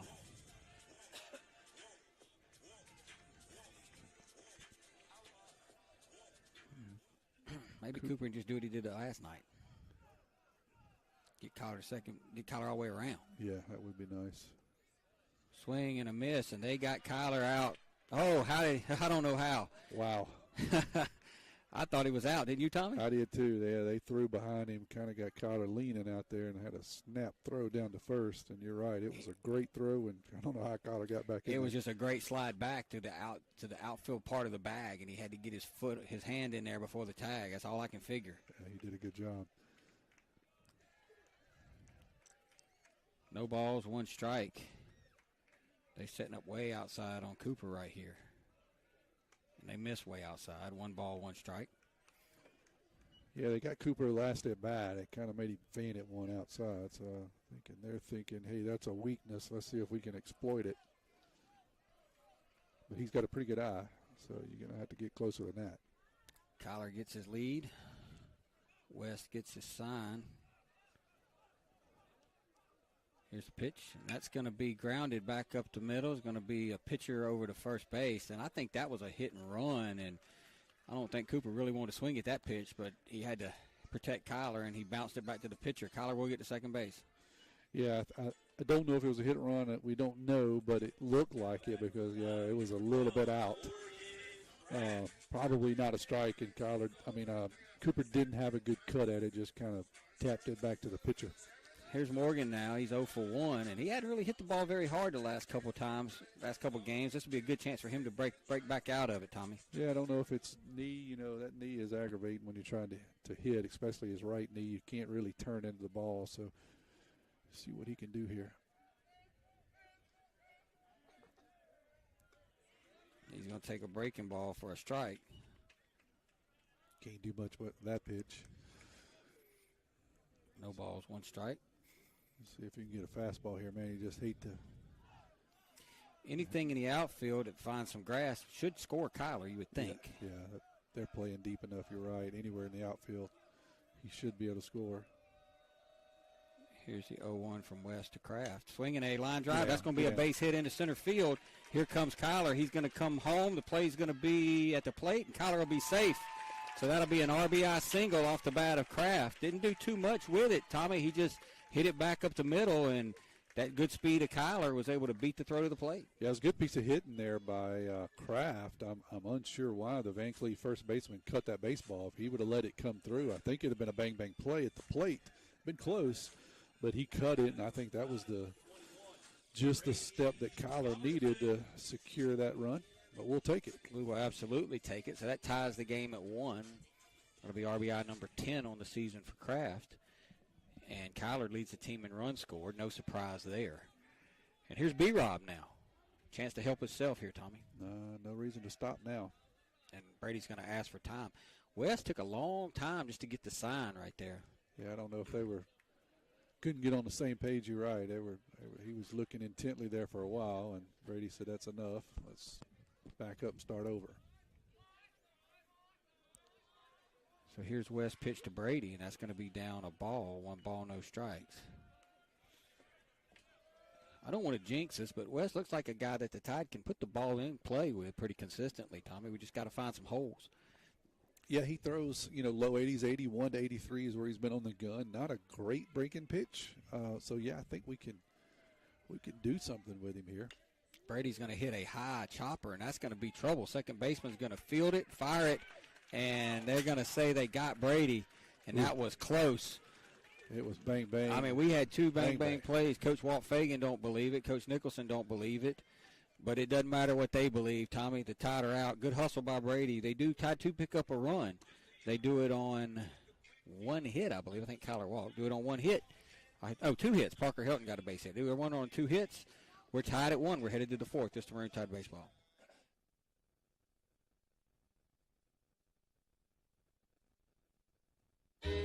You can say goodbye to the guesswork. We make it easy as 1, 2, 3. When you come by Papa's Camper City for a trailer or RV, make the quick short drive to Picayune for a downright down-home feel. Great service, great price, now isn't that nice? You're gonna love the way we deal. Check out this new 2022 Wildwood 169 RSK with a queen bed slide out and a U-shaped dinette. Awesome couples trailer, MSRP $34,730, reduced to only $19,987. Pawpaw's Campers in Picayune. Having fun, selling fun. Friends, doing business with Pawpaw's Campers is like having a friend at the factory. You'll like our deals, and you'll like the way we do business. Papa's Camper City in Picayune. Yeah, boy. Yes, sir. Yes, ma'am. You're gonna love the way we deal. That's a good RV, Pawpaw. We head to the 4th. Tommy Tide and Vancleave tied at 1, and want to give a shout out to the Dankster listening in tonight. Thank you, Dorn. Listen to Maroon Tide baseball. He's supposed to be working. I don't know what he's doing listening. He's listening. He said he's got the night off, is what he said. Oh, man, must be nice. Got the night off. I said, I'm listening in. So, Dankster's listening. Brady Robertson getting ready to tune it up here in the 4th. And the first pitch of every half inning brought to you by FNB Picayune, your hometown bank. The best service around with 4 locations to serve you. East Canal, West Canal, Cooper Road, and Memorial Boulevard. So, Tommy, in the next inning, the 5th, we will have the Paul's Pastry trivia question. I'm trying to figure out which way I want to go with this thing right now. So, if you want to talk a little bit about this game, I'm going to look at a couple potential questions. Well, I'm not sure what's going on. We had all the warm-up pitches, and now we've got a huddle out on the mound. Landon is holding court, it looks like, with all the infielders and getting them riled up just a little bit. Now he's going to make the slow walk back to home plate. We'll start playing. I like that inning. I hate that we left a runner on, but I'm glad that we were able to play a little bit of small ball there and at least tie this thing back up. That's going to be a ball down to Tenson. And Coach Nicholson, I'm going to tell you, he is aggravated with the home plate umpire right now. Yeah, he's a little animated over there. I don't blame him. Some of those, from our vantage point, look good. That's a ball, 2-0. Well, I mean, Brady's been around. Brady's aggravated. You tell the way he threw the ball back. Yeah. Yeah, I mean, look. It is frustrating as a pitcher. You feel like you're competing. You feel like you're around. It's one thing if you're all over the place. You don't get it. But Brady's been around the plate, and he's just not getting the calls he wants. Now we're going to go upstairs. It'll be a ball, 3 balls and no strikes.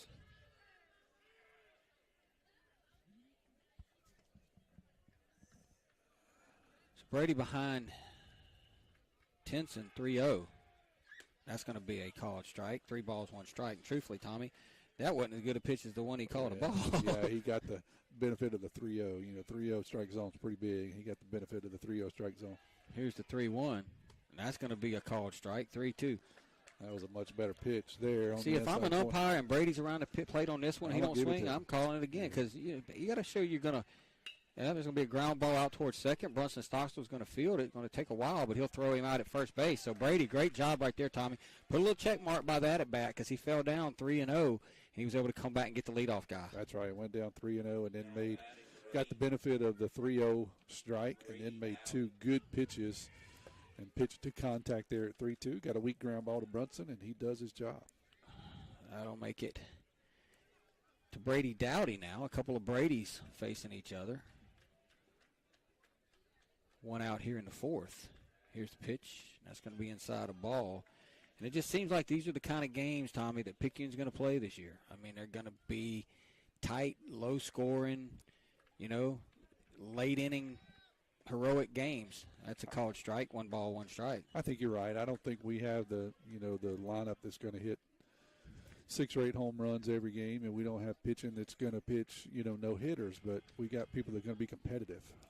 That's going to be a called strike as Landon couldn't secure it, but luckily we got the benefit of the call there. Yeah, we got the call there. But to go back to your point, I think you're right. I think we've got players that can put the ball in play. We play a little bit of small ball. I like it. We got pitchers going to be around the plate and can get you out. So it may be a lot of 3-2 ball games. Here's the 1-2. Swing and a miss as Brady gets Dowdy. And that'll be the second out of the inning. And that'll bring up Willis, the 9-hole hitter. Maybe we just need to make Brady aggravated a little bit more often. Since he went 3-0 or got aggravated, he's been locked in. This weekend, when I have a little time, I'm going to go through every game and see what the 9-hole hitter's done against us. But just Willis here, he's 1 for 1. It just seems like every time I turn around, the 9-hole is getting on. Yeah, you're right. Here's Brady's pitch to Willis. That's going to be down a ball. 1 ball, no strikes. Good time here to break that trend. Absolutely. Here's a 1-0. That's way outside the ball. Kerry's listening in to us. The big boss. Yeah. Took me to lunch today. Thank you. The big boss. Brady's behind Willis. 2 balls, no strikes. I can't keep up with him. You call him one day and it may be in North Mississippi. Call him the next day, it may be on the Goodyear Boulevard. That's a called strike. 2 balls, 1 strike. He's a traveling man. Remind everybody, got 1 game tomorrow at 12. There's a called strike. 2 balls, 2 strikes. We were supposed to play 11 and 1, JV and varsity at 1.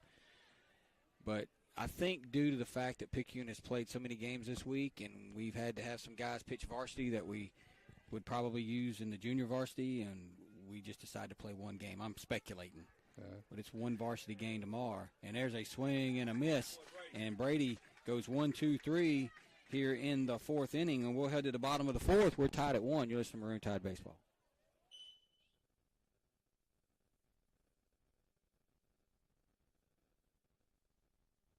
Fight back against Parkinson's with Dodd Therapy Center. Dr. Jameson Dodd is certified in LSVT Big, a specialized treatment program for Parkinson's disease and other neurological disorders.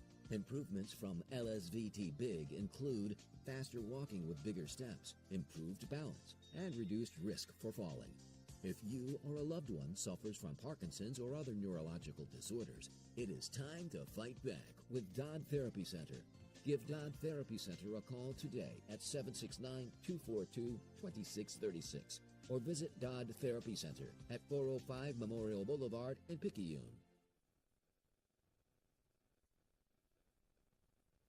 Haley Hayes, Regional Director of Pharmacy Services, Highland Community Hospital. The flu is a potentially serious disease that can lead to hospitalizations and even death. The best way to protect yourself from the flu is by getting your flu vaccine. Flu vaccines are recommended for everyone ages 6 months and older, and you can get one at your doctor's office and at many local retail pharmacies. Highland Community Hospital, here when you need us most. We head to the bottom of inning number 4. Tied at 1, Tommy, and at this time last night, we were probably in the 2nd. I mean, last night was a long game. This one's moving on along. Yeah, I wasn't going to say anything because I didn't want to jinx it. But, yeah, you're right. It's going to clip it along. Landon Watts is going to lead off the first pitch of every half inning, brought to you by FNB Picayune, your hometown bank. Come by and see Sheila Cooper or Linda Penton. Hometown community spirit, hometown community pride. And Landon Watts is going to swing and miss. He went for the downs right there, Tommy. Yeah. He does not get cheated. That's one thing you say about Landon. He does not get cheated. He gets his cuts. No balls, 1 strike to Watts. Here's the pitch.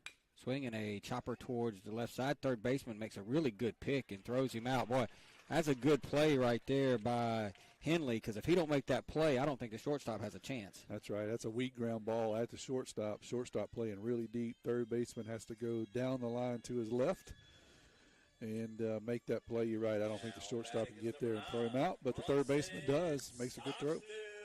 That'll bring up Brunson Stockstill. He hit that delayed double. In That's his a first good description. Was. Yeah, if you're out there piddling, he'll get 90 on you quickly. He's going to hit now with 1 out. Here's the pitch. He's going to show bunt and pop it up foul. And, whoa, what a catch. Who was that? That little catch right here in front of us. Yeah. Young man caught it. I thought it was going to come in the window here with me, Tommy. I thought you had that one locked up, but he I fixed to roll on out of the way.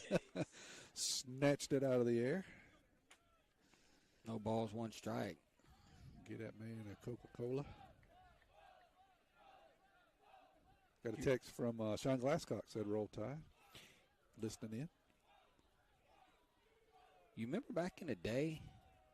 That's going to be just bad luck right there on a beautiful pitch on the outside corner. Bad luck for Brunson to call strike. Remember back in the day at the old PYAA back behind Claiborne Hill, you'd go get your foul ball and turn it into the concession stand for a free coat? Absolutely.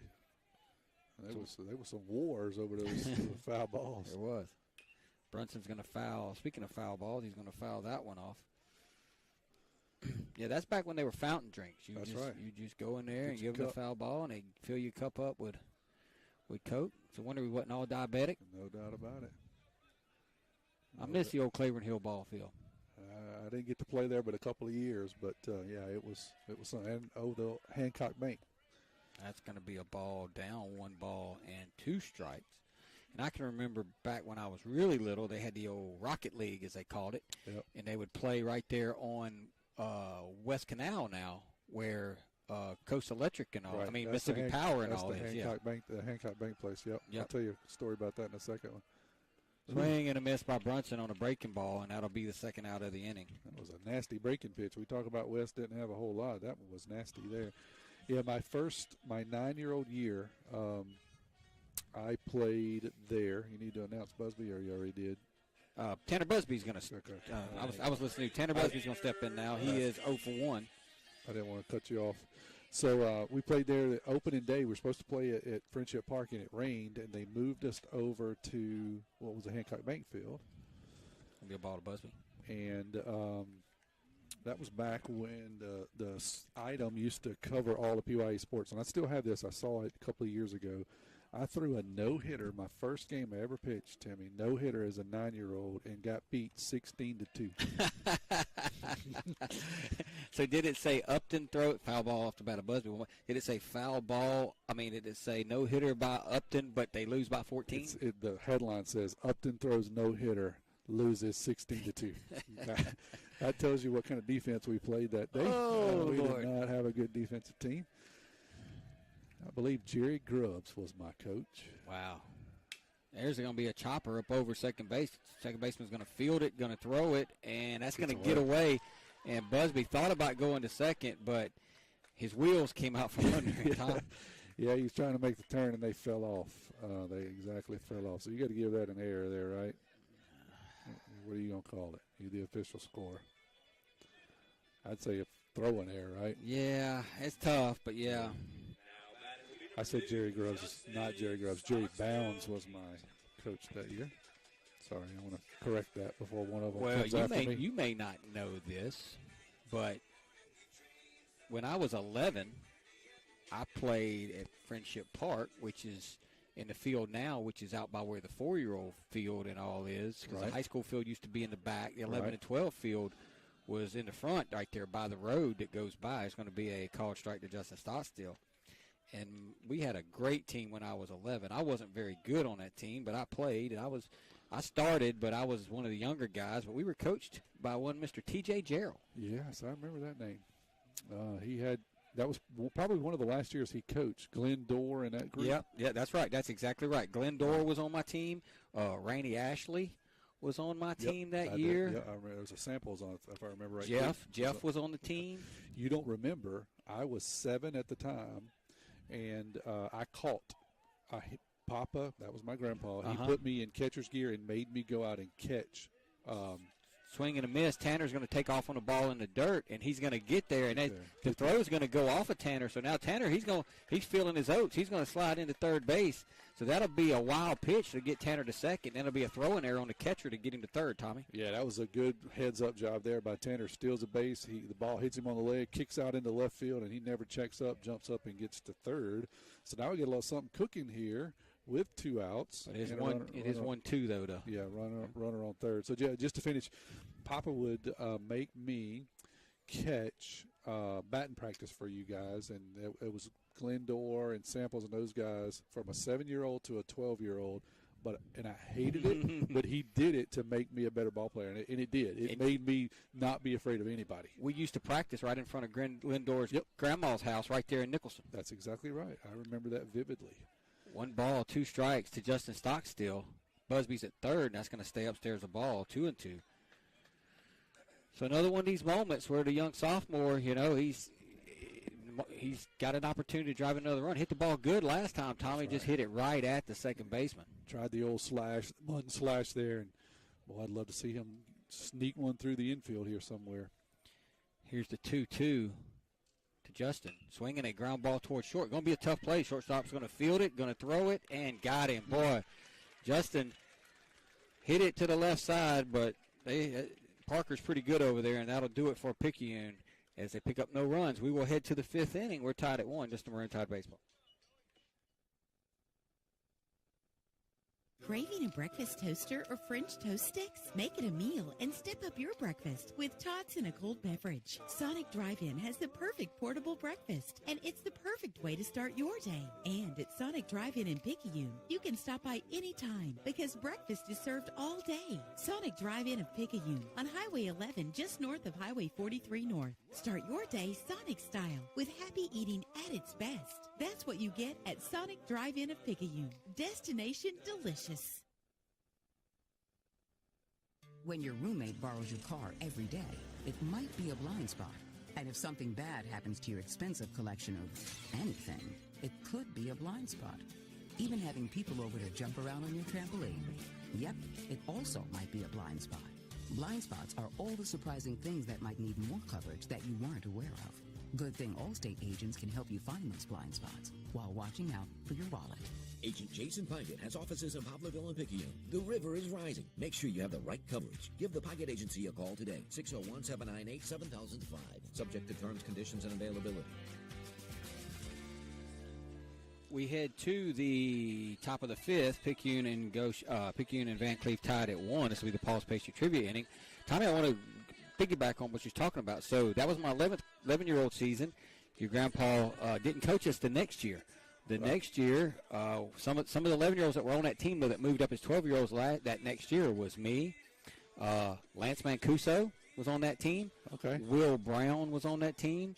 A kid named John McCartney was on that team, not to be confused with Paul McCartney. Got it. But a kid named Timmy Smith.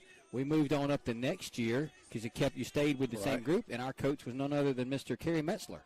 He inherited a pretty good little group of kids there, and we picked up a kid who ended up being a pretty good athlete at University of Southern Mississippi named Mark Montgomery. Oh, I remember Mark. There's going to be a ground ball up the middle, and that's going to be a tough play for Kyler, but he's going to field it, throw over, and he's going to be safe. That'll be a single off the bat of Henley. He hit it up the middle. Kyler did all he could, but that'll be an infield single. Yeah, Kyler had a long run. He caught that ball on the second base side of second base, tried to make a good throw, just couldn't make it happen. Pulled Morgan off the bag, so that was a tough play. You said it. First pitch you've ever had inning brought to you by FNB Picayune, your hometown bank. Come by the main bank and see one of our friendly loan officers, Keith Robertson, Colin Thompson, Judy Lowry, Audrey Spears, David Levy, Christina Ladner, or Amy Kirkland. And there's a line drive right to Brunson. Now he's going to throw back, and that'll be a double play. Wow. Good job right there by Brunson. Stockstill kind of hit it right at him, but the problem was he hit it so hard, Brunson lost his footing and slipped and fell, Tommy, when he made the throw, but was able to get the double play, and you can't really blame Henley because the ball was scorched, so he was going on contact. That's right. No, yeah, you said it. Brunson has to go to his right. He makes a good play. He's falling backwards, makes a strong throw over to Morgan. Morgan is able to stay on the bag, and we erase that leadoff single. 2 pitches, 2 outs. Swinging a pop-up off the bat foul of Eder. Yeah, to give you a little bit more trivia, so that 9-year-old team I'm talking about, they did it differently back then. They did the draft. Jerry Bounds and my dad were coaching, and so what they did is they had a bunch of kids come in and sign up late in the year, or late in their registration, and so they said, you know what, we need to make another team. So they went and took me and Stephen Davison. I don't know if you remember that kid. He had a brother named Jerome. I do remember. Jerome actually ended up playing in the National Football League. He did. There's a fly ball to Parker Helton in center field, and that'll do it. Brady Robertson threw 4 pitches, Tommy, that inning. You finish your story, I'll give the trivia. We're going to take 30 seconds here. This is Maroon Tide Baseball.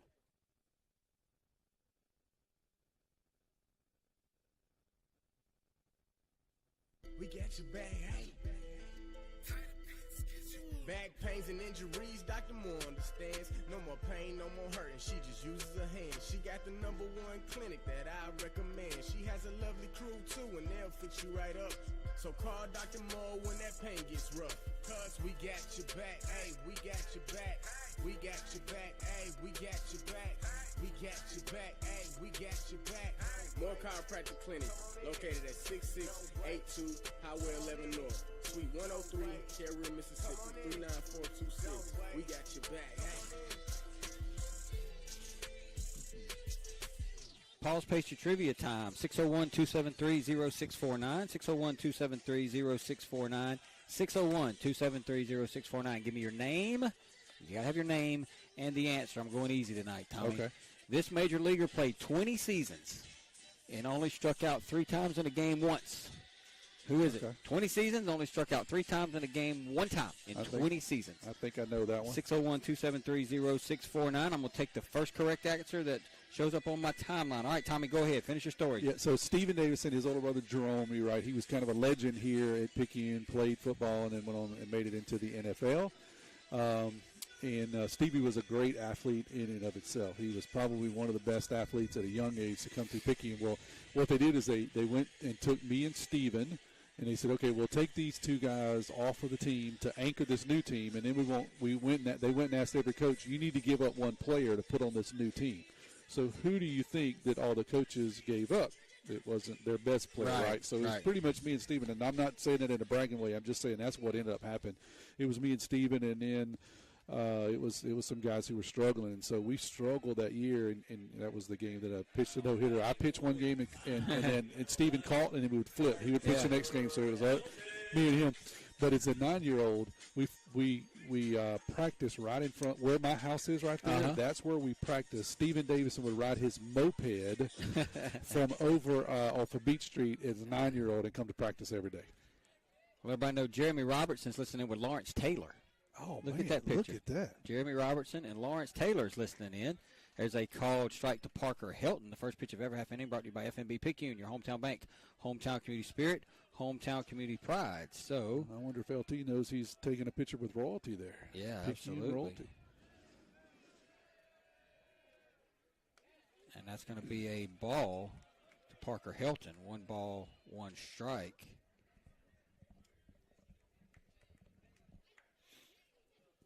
So we got a called strike and a ball. Here's the 1-1 pitch to Helton. Swing and a line drive foul. He did that last time, Tommy, and he was able to find some real estate out there, and that actually led to the Tide run. That's right, yeah. He started it off, able to get on and then able to score. Be nice if he could do that again. That's a good idea, just a little bit too far to the left. Here's the 1-2 from West to Helton. Swing and a high chopper, but boy, just West doesn't have to move. And he'll throw over, and they got him. That'll be the first out of the inning. Boy, I tell you what, Picayune just get a lot of soft contact ground balls in this game, Tommy. I mean, a ton of them. Yeah, not hitting the ball hard other than just a couple of balls, honestly. We put the ball in and played well, but a lot of it's been soft contact that they've had to just make routine plays on. So just keep doing it. You hope that some of those will begin to fall, and then hopefully that we can get a couple of hard hit balls here. So here's Kyler now. He's 0 for 2, but he was able to come around and score the Tide's only run. Here's the pitch. That's a called strike. No balls, 1 strike. So I never knew that. I never knew Kerry took over Papa's old team. Kerry took that team over. He had to have been a fairly young guy back then. It's going to be down 1 ball, 1 strike. I think we had Robbie. You remember Robbie Murkison? I do. Robbie was on that team. He was a punter or a kicker for the high school, right? Yeah, I think so. Kerry'd have to remind me of that, but I think so. He ended up being a kicker, if I remember right. That was Ellen's older brother, right? Yes. Ellen Neal, right? Older brother, yeah. Here's the 1-1 to King. It's going to be down 2 balls, 1 strike. Heavy D listening in. He's giving you some answers there. Is he correct? Or is he first? He's not first. I mean, I think got about 15 people answered it right. I figured that was you way had too easy. I figured you had a bunch of them. I had another one, but I figured it was too easy to Google. I was going to actually look it up today, and I went home. I was going to get another question. I went home and fell asleep, so I didn't have time. Here's the 2-1 to Kyler, and that's going to be outside a ball. 3 balls and 1 strike. So this is what you want right here with Kyler. You got a 3-1 count. You get a good pitch to hit, or you get a base runner. Right. Get him on any way you can. Here's a 3-1.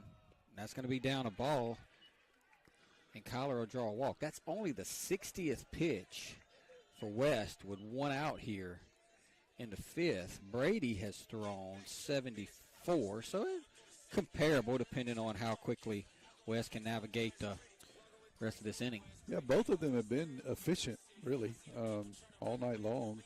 I think Brady's walked, 2 batters, if I remember right? Let's look right here. And West hasn't walked many either. So Brady Robertson has gone 5 innings, 74 pitches, 2 hits, no earned runs, walked 1, struck out 5, and hit 2. Okay. That first inning, he hit that guy, walked the guy, and a couple of errors. Other than that, Brady's been in command. That's right. He give up the hit last inning in the top of the 5th, but that was erased on the double play. So here's Moreau now, and he's 0 for 2. Corey Dorn texts and said he's listening to. Got a lot of people listening on a Friday night.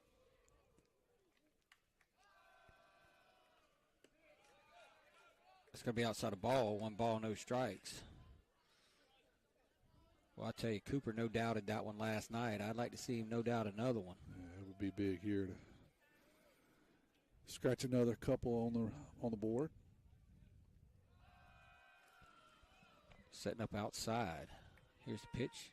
Swinging a line drive base hit. That's going to get into left field. Will Kyler try to come to third? He will, and he will get there easily. And good piece of hitting right there by Cooper. But what about Kyler right there, Tommy? He saw it out in front of him and hit another gear. He did, yeah. First Cooper, they've been pitching Cooper outside all night long. They got him to kind of fan at one in his first at bat, and then since then he's kind of been honed in a little bit on that outside corner. That one got another outside pitch, and he doesn't try to do too much with it. Hits a line drive over the shortstop's head, and Kyler has good baseball sense, and he never checks up rounding second. He gets into third easily. So now you got something really cooking here. You got Morgan up, runners on first and third. You wonder if the bunt is in order or if you just, you let Morgan Coach Dickerson just had a conversation with him, so I hope that conversation wasn't, let's take a pitch. I hope that wasn't the conversation. I hope it's knocked the crap out of it. That's what you hope he does. He had a good swing last at bat. Don't really need a good swing this time. Just needs to put it on the ground somewhere or in the outfield deep enough to score Kyler. Yeah, I'd take something in the outfield here. Yeah, well, he's running right now. Yeah, don't run into a double play. It's the only problem. Morgan is a little bit gimpy, a lot bit gimpy. Yeah. Here's the pitch, and he's going to take down a ball. Didn't offer at the breaking pitch. Yeah, it's good job there by Morgan. You say he's a little bit gimpy, but he doesn't run well when he's 100%. He does a lot of things well, but he runs like his mama. Running is not one of them, so we don't want him to get into ground ball territory here. Just lay back and hit the ball hard, big guy. 1 ball, no strikes. Runners on the corners with 1 out. Here's the pitch, and that's going to be up over Morgan's head, and that's going to allow Cooper to get down into second base. So that'll be a wild pitch. So that takes the double play away now. Yeah, now we'll take one of those ground balls to the right side. So here's the question. Will West challenge Morgan with a fastball here, or does he have confidence to throw his breaking pitch 2-0? We shall see. I'd like to see him throw a fastball right down the middle. They bring the infield in, and they're going to step off. Yeah, they're playing for that run. This might be a close game is what they're thinking. The problem with that is when you bring your infield in, if it's not right at you, it's going to get through. That's exactly right. It's a high-risk, high-reward type deal. That's right. Yeah, you got to be on your toes here because there's quite a few holes to poke one through. And if you're Kyler, you don't have to go on contact here. That's right. Swing and a miss. Morgan tried to hit that one to the train tracks. Yeah, He was all in on that 2-0 fastball. I like the cut. That's what you want to see. If you get something there, go for it. And now you can be a little more civilized here, 2-1. Probably going to get a breaking pitch here, you would think. He's got to put it in play somewhere. Easier said than done. Here's the 2-1. And he fouls off another fastball. Boy, he got two good fastballs to hit.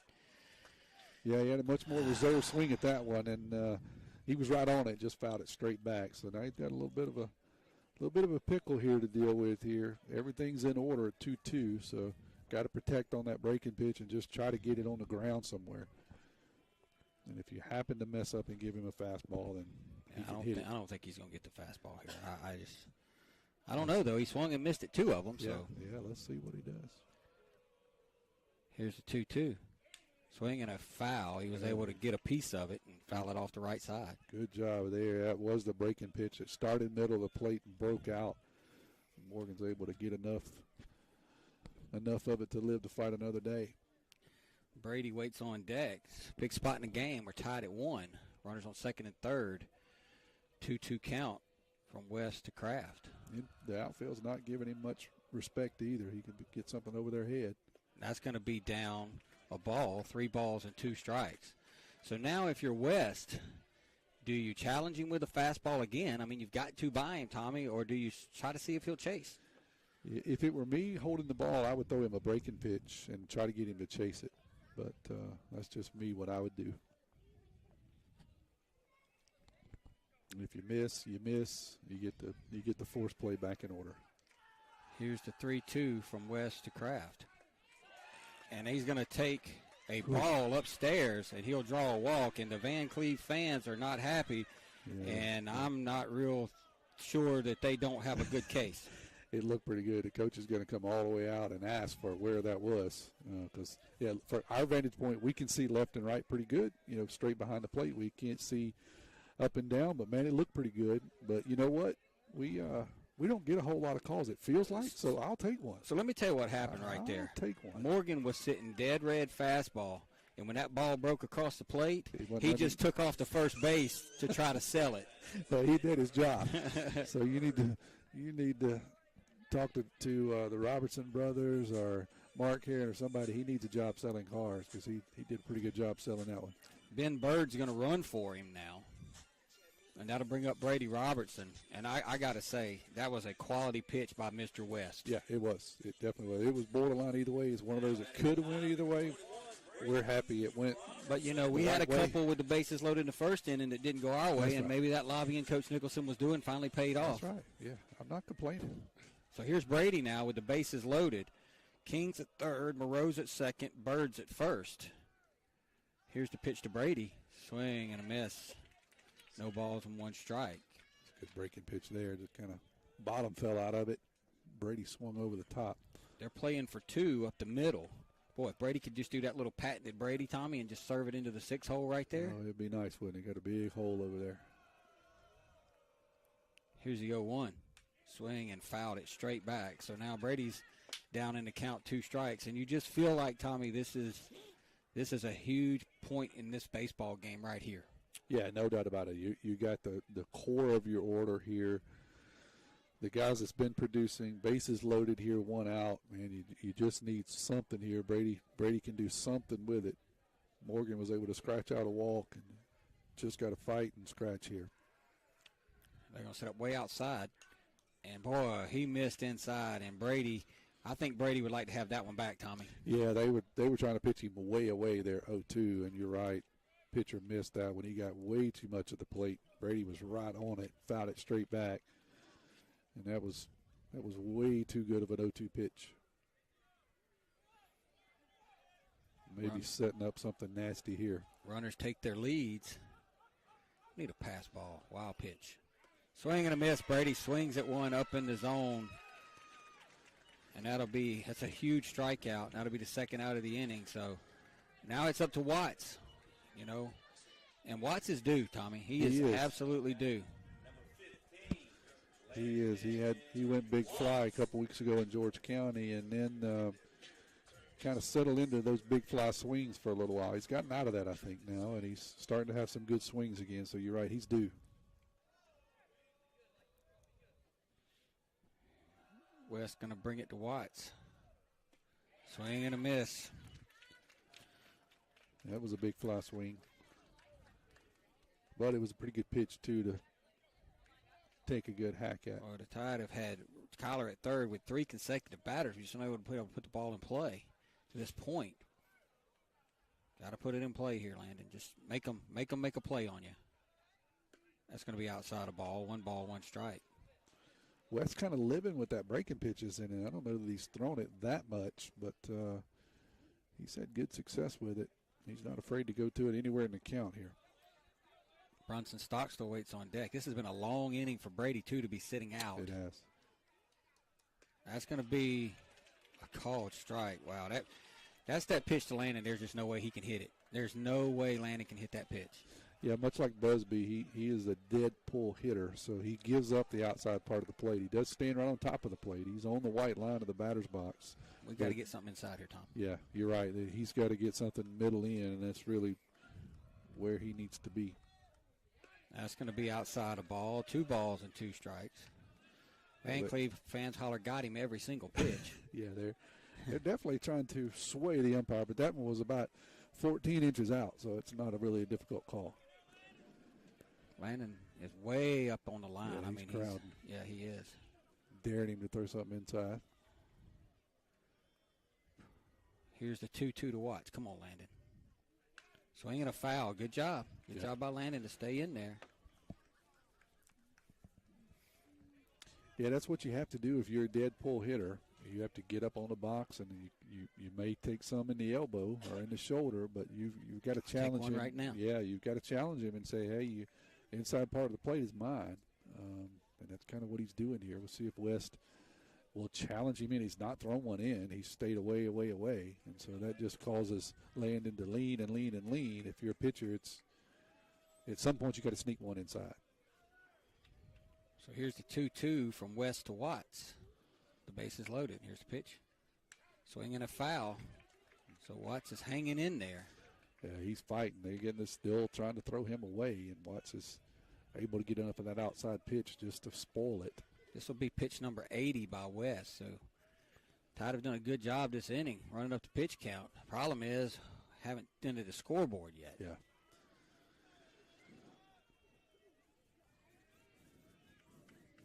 Here's the 2-2 again from West to Watts.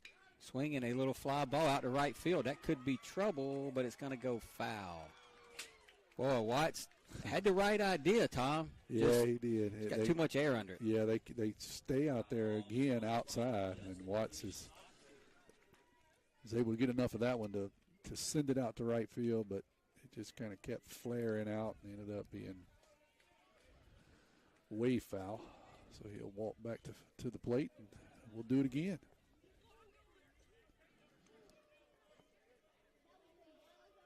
Take your time, Landon. Don't get no hurry.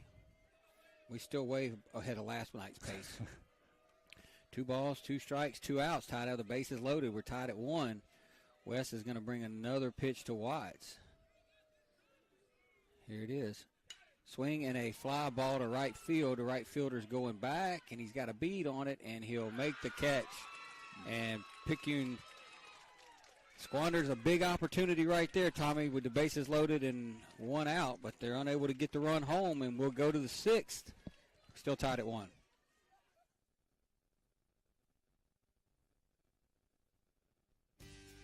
First Place Express Car Wash in Picayune would like to say a huge thank you to their loyal customers.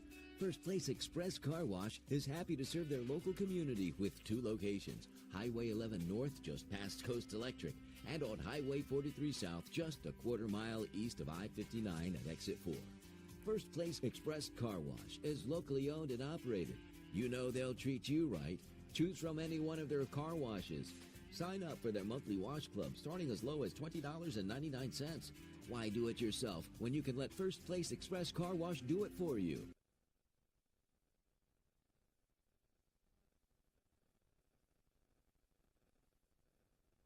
Pearl River Community College has been providing a quality education to the people of South Mississippi and beyond for the past 110 years. If you or a family member is an alumnus of this great institution, we invite you to support future PRCC students through the PRCC Foundation Scholarship Program. Honor or memorialize a loved one or identify your support for the college by creating a scholarship through the PRCC Foundation with your tax-deductible financial gift. Call Delana Harris with the PRCC Foundation office at 601-403-1191 and make a financial investment in a young person's future at Pearl River Community College. We head to the 6th, and boy, that was huge for Picayune right there, Tommy. King got on with a walk, was able to get to third by Moreau with the single. Moreau got to second, so the Tide had second and third with one out, but we're unable. Yeah. And that's, that's kind of been one of our big issues this year thus far is, getting the big timely hit, we seem to get it late in the game. Right. But in the middle of the game, we can't seem to get it. Yeah, it's that stringing 2 or 3 hits together. That's been a sore point for the Maroon Tide, and that's a great example there. You had runners, at second and third, and really your 2, 3, 4, 5 batters where you expect them to do something, and we just didn't. We had a couple of good pitches. Landon fought and battled there, and ended up getting a fly out. So circle that could be big. We'll see what happens. The good news is Brady's still looking pretty sharp here. His pitch count's getting up a bit, but he's still looking pretty sharp. 75 upcoming from Brady right here. And you know what that 75th pitch is, Tommy? That's the first pitch of every half inning. It's sponsored by FNB Picayune, where they are Picayune proud. Stop by the main branch and see Mr. David Himmeter. No balls, 1 strike from Brady to Harper, and I don't know how that didn't hit him. He got it out of the way just enough there. Don't forget to give your trivia question. I'm going to take care of that here shortly. Here's the 1-1. It's going to be down a ball. 2 balls, 1 strike. Come on, Brady. I want to put the leadoff man on here. No. 2 balls, 1 strike. Here's the pitch. Swing and a miss. 2 balls and 2 strikes. So the trivia question was, this player played 20 years in the major leagues and struck out in the game 3 times once. Answered correctly by Gerald Wells first. Here's the 2-2. Swing and a ground ball towards first. Morgan's going to field it and step on the bag, and that'll be the first out of the inning. So good job there by Brady to come back and get him. Yep, that's what you want. Weak ground ball. Good job by Morgan. Fielding his position. We'll take that first out. So Mr. Tony Gwynn was the answer, and I saw a stat somewhere that said Tony Gwynn could return to the major leagues and go like 0 for 1,200 and still be a lifetime 300 hitter. That's crazy. That's pretty good, isn't it? That is. That's pretty good. He was a master, no doubt about it. So answered correctly by Gerald Wells. Here's the pitch. It's going to be a called strike. No balls, 1 strike. So, Gerald, what you got to do? And sooner or later, somebody's going to do this. I keep saying that. Keep holding out hope. Here's the 0-1, swinging a foul out of play. So, Gerald, what you got to do is you got to go to the radio station first. You got to say, my name's Gerald Wells. I won the trivia on March the 10th. March the 10th. And they will give you a gift card to none other than Paul's Pastry. You go down there and you fill that box up with butter crunches. And next Friday night, me and Tommy will be here. Or you can bring them to Hurley. We don't care. Yeah, Tuesday. That's fine. It's going to be way outside a ball for Brady. 1 ball, 2 strikes. I'm not sure what that was. You see that pitch from Brady? Like a sidearm deal. It was kind of I think he was going to try to do a backdoor breaking pitch, but it didn't break. Stayed over in the left-hand batter's box. It didn't even go in the front door. Oh, yeah, Gerald, just text me. I'll run by and pick him up at the house if you need to. Not a big deal. Here's the 1-2. Landon was prepared to sling that one down to third. Yep, but it's going to be a call to ball, and I think that's the right call. 2 balls, 2 strikes. They are at the 5-hole hitter in their lineup here in the 6th. Oh, called. Strike, yeah. Did he call it? He did. Okay, called strike 3. I couldn't tell. Landon threw it on down to third base, and I never saw the umpire say anything.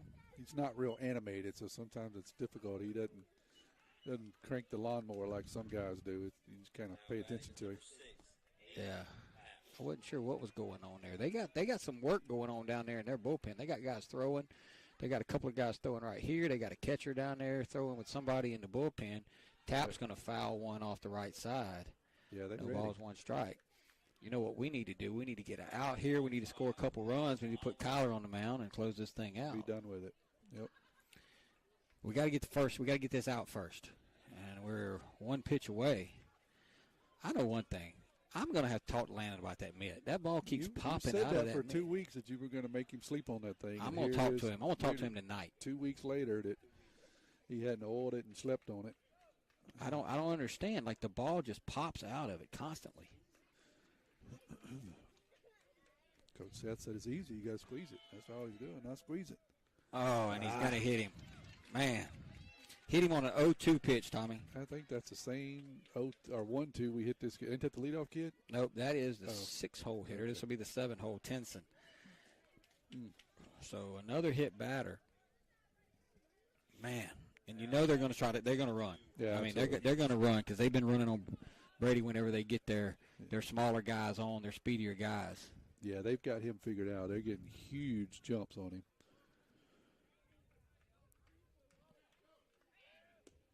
And there's a called strike. No balls, 1 strike. But we got 2 outs, so it doesn't matter. Let him have it. Let's focus on this guy and get him out. If I was Brady, I might just put a little move on right here. Maybe not even throw it. Just see if you can catch him leaning. Yeah. Because they're going to go. I think he's going to go. He does not. He takes a ball inside. 1 ball, 1 strike. I want to remind everybody the game tomorrow is at noon, high noon. Kerry, if you're listening, it's not a 1 o'clock game. It's a noon game. I'm going to try to be here to do it on radio. It's on an app there. And they got him picked off. Brady's going to throw down, and they're going to throw it away. And Kyler's down, and they're going to throw the ball in. They're going to try to score, but they do not. It's a bad. So Brady thought he had him picked off. He threw it to Morgan. The runner took off, but he slid into second base into Kyler. The throw was down by Morgan, and Kyler's hurt. I don't know what he's holding. You're right. Brady had him picked off, threw to Morgan. Morgan throws to Kyler at shortstop. There's a little bit of a collision at shortstop. I don't know if he got cleated or he looks like he's holding his hand. That's hard for me to tell, but not good news for the Maroon Tide. And it had to be a throwing error on Morgan. He threw it in the dirt. Yeah, I would agree, and that caused the collision. And so the runner's going to end up at third. Counts 1-1. Kyler is being attended to by 3 Maroon Tide coaches. And Miss Allison, the trainer's out there, but it doesn't look good. It looks like his hand is what. I don't know if he got it underneath him or what. But, I mean, that's just what Coach Nicholson needs now with Lumpkin out, Yeah. Busby not playing, Morgan banged up. Hopefully it's nothing serious. Kyler wants a glove, and he's going to throw the ball and catch it. And so that's good news, hopefully. But you wonder, can he come in and pitch if needed? But now we got a bigger problem because now they've got the go-ahead run 90 feet away. Yeah, Kyler says he's okay. He makes 1 throw, and he says, I'm good. I don't think he's 100%, but maybe it was not serious. You're right. So Brady had him picked. We make a throw-in error, ends up on third, but all of that can be moot because we get 2 outs. So let's just focus here, no pass balls, and get an out. Give a little bit of credit to Tap there. He was getting it down the line, so Morgan had to rush his throw. He was, yeah. He knew he was picked off, and when you do know you picked off, put your head down and run. Swinging a foul off the bat of Tenson. So it's 1 ball, 2 strikes. Just Landon's got to be big right here. Brady needs to make a pitch, and we need to get in the dugout, Tommy. That would be nice. This will be pitch number, and that's a foul off the right side. I was trying to see. This will be pitch number 92 for Brady. So probably you figure this is going to be, and what an outing, other than a couple of hiccups in the first inning, not even his own. Really, he's been outstanding, but he's got to make 1 more pitch. And there's a ground ball to third. Moreau's going to field it, going to throw over, and Morgan's going to dig it out. What an absolute great play by Morgan Kraft over there at first base. Wow. And we will go to the bottom of the 6th inning. Picayune and Vancleave tied at 1. Just a Maroon Tide baseball.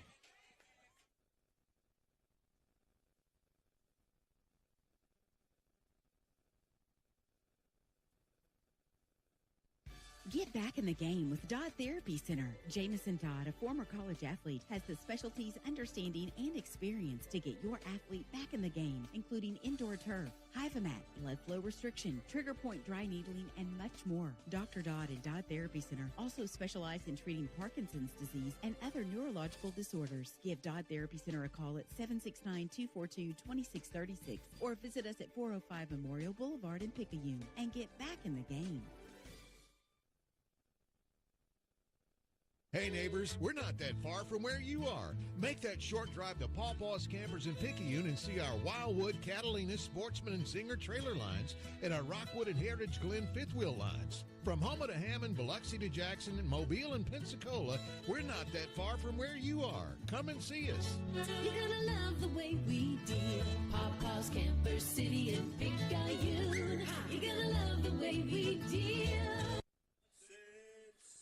Brunson Stockstill's going to lead off the bottom of the sixth for Picayune. I guess Morgan said, well, guys, I put us in this spot with that throw, so let me bail us out right here. Right. Let me go ahead and get us out of here. That was a good catch by Cooper. He rushed the throw, had to throw it down in the dirt, and boy, it was big because that would have put the go-ahead run up.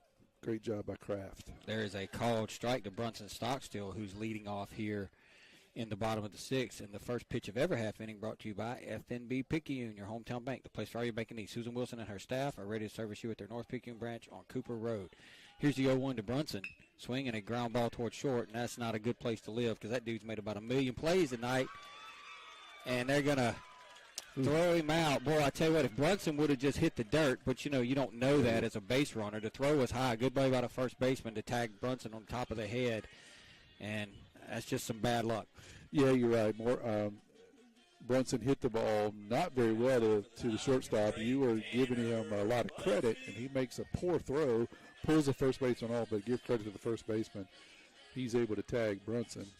And you're right, Brunson doesn't know to duck. You think that's going to be a decent throw, and good job there by Vancleave. That's all you can say. Here's Busby now. Swing, and he hits another ground ball to short, and just going to dig that one out, and that's the second out of the inning. And he can play second. He can play short. Yeah, I'm going to be honest with you. I don't know of one single ball we've hit hard tonight, like off of this guy. I can't.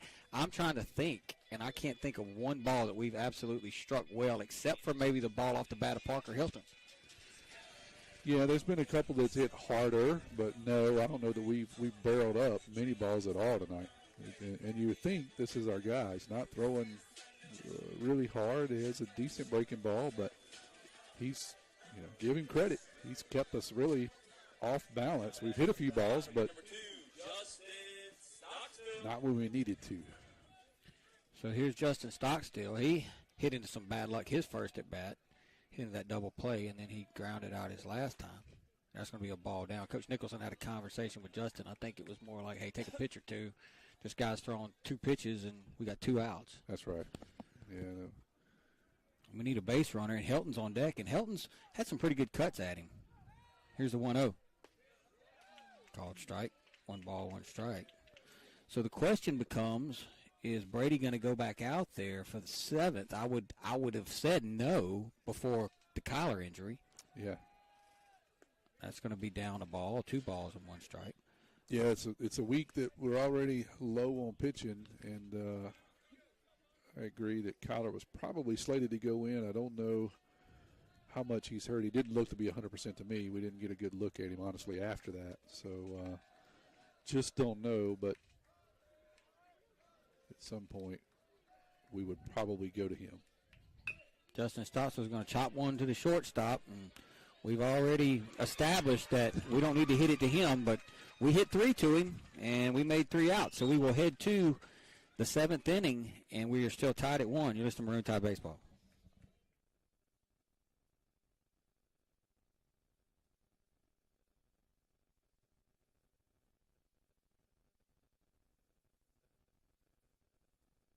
Welcome to a place where everyone deserves to be better protected, where technology has your back, where you can have better protection and keep more money in your pocket, where you can have protection for your car, your home, your phone, and even your digital identity.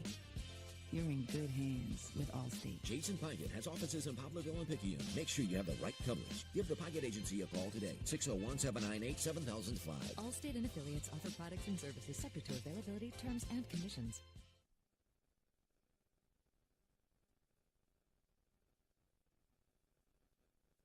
When you wake up with an aching back or sore neck, Dr. Debbie Moore with Moore Chiropractic Clinic suggests you consider making simple changes in your sleeping position to alleviate unnecessary strain on your body. According to the American Chiropractic Association and Dr. Debbie Moore, it's best to sleep on your back or side because laying on your back or side allows your head, neck, and spine to relax into their natural alignment. This will help you wake up pain-free and feeling rejuvenated. Moore Chiropractic Clinic. We've got your back. We go to the 7th inning, and Kyler King is on the mound for Picayune. He'll slide over from shortstop. Brady Robertson is going to take his spot out in right field, replacing Robert Bailey. And Brady's younger brother, Colt Robertson, is going to come in and play shortstop for Picayune. So those are the changes for Picayune. And we still haven't been able to find Colt some britches that extend past the knees. You would think at midseason we'd be able to find that for the poor kid. Let's close the book on Brady here. 6 innings pitched. 92 pitches, Tommy. 2 hits, no earned runs, walked 1, struck out 6, hit 3. The one he walked was the bases loaded walk, which is the only run that Vancleave has. That's right. Yeah, he struggled a bit early, but really pitched a pretty good ball game. I think he would probably like to have those 3 hit by pitches. I can remember at least 2 of them was at a 1-2 count. I don't remember the third one. It may have been. One of them was in the first inning. Right. Yeah. Right. But overall, another really good outing by Brady. Got us deep here, and so now we need to get Kyler to close it out, and more than likely we need to. Well, they're coming up do with something. They have Levi Tapp is the hitter. I'm talking to Coach Seth here. Oh, they got a pinch hitter. Pinch hitter. Levi Tapp. I wasn't even paying attention. Coach Seth was on it. He's going to swing and miss. And, the first pitch of every half innings brought to you by FMB Picayune, the place for all your banking needs. Stop by the South Branch and see Tracy Acker on Memorial Boulevard. Swing and a miss. No balls and 2 strikes now to Tapp. He's hitting for Dowdy in the 8th spot. It's going to be outside of ball. 1 ball, 2 strikes. So I'll set the Tide defense again for you here in just a minute. Here's the 1-2 to Tapp. Swing and a miss. Watts is going to have to throw him out, and he does, and that'll be the first out of the inning. Good job there by King. Gets him to chase on a breaking pitch. Landon does a good job also. Blocks it up, kicks it out front, steps out, makes a throw down to Morgan. That'll bring up the 9-hole hitter, Tanner Willis now. Tide defense has Kraft and Brunson Stockstill on the right side, Cooper Moreau and Colt Robertson on the left side. And there's a fly ball to center field. In comes Brady. Out goes Parker. There's a little bit of collision. Brady makes the play. We'd like to see a little more communication out there, Tommy. A little bit of circus music, but the play was made. Yeah, that was a meeting of Brunson, Brady, and Parker out behind second base, and and the biggest boy got it. That's right. Yeah, he called him off. I don't know if he called him off because the other ones just finally bowed out of the pressure at the last minute. But yeah, you would like to see a little bit more communication. Back to the top with Henley now, and he's going to take down a ball. 1 ball, no strikes. Definitely don't want anybody knocking heads out there at this point in the season. So we're back up to the top of their lineup. Swing and a high fly ball. Morgan's going over. I think it's going to get out of play, and it does. It'll be 1 ball and 1 strike. Yeah, so basically Brunson's probably about $150 maybe. Parker's probably $150 maybe. Brady's about probably 205, and yeah, he's got 50 on him, and he threw it around there a little bit. So y'all need to move. He did. 1 ball, 1 strike to Henley, and he's going to swing and hit one to Brady, and he hit that one well. Brady's going back. Brady makes the play. That little kid can swing the bat, Tommy. He certainly can. They got some 12-year-olds that can swing it. We're going to head to the bottom of the 7th. Tied with a chance to win it. We're tied at 1.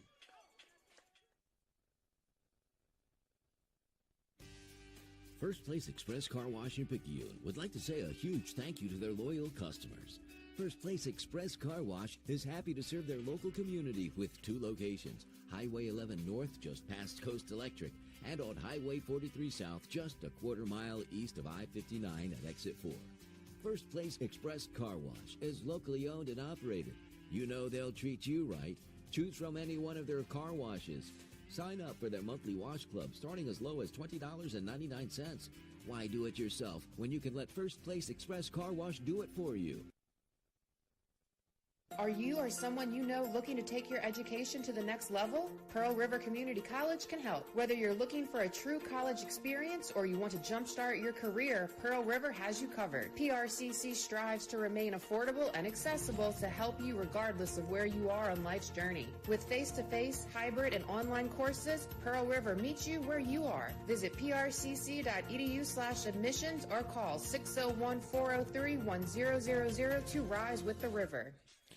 We head to the bottom of the 7th, and West is still out there. His line thus far, Tommy, 6 innings, 88 total pitches. He's only given up 4 hits, 1 earned run, walked 2, only struck out 4, hit nobody. He's pitched to contact most of the night, but for some reason that I can't figure out, we keep hitting it to Mr. Parker there at shortstop. He keeps throwing us out. Yeah, we've kind of seen that before. He did it quite a bit the other night in Vancleave, and he's just kept it going here. He had 1 errant throw, and the first baseman bailed him out last inning. But other than that, he's been pretty rock solid over there. So you're right. We need to pick somebody else.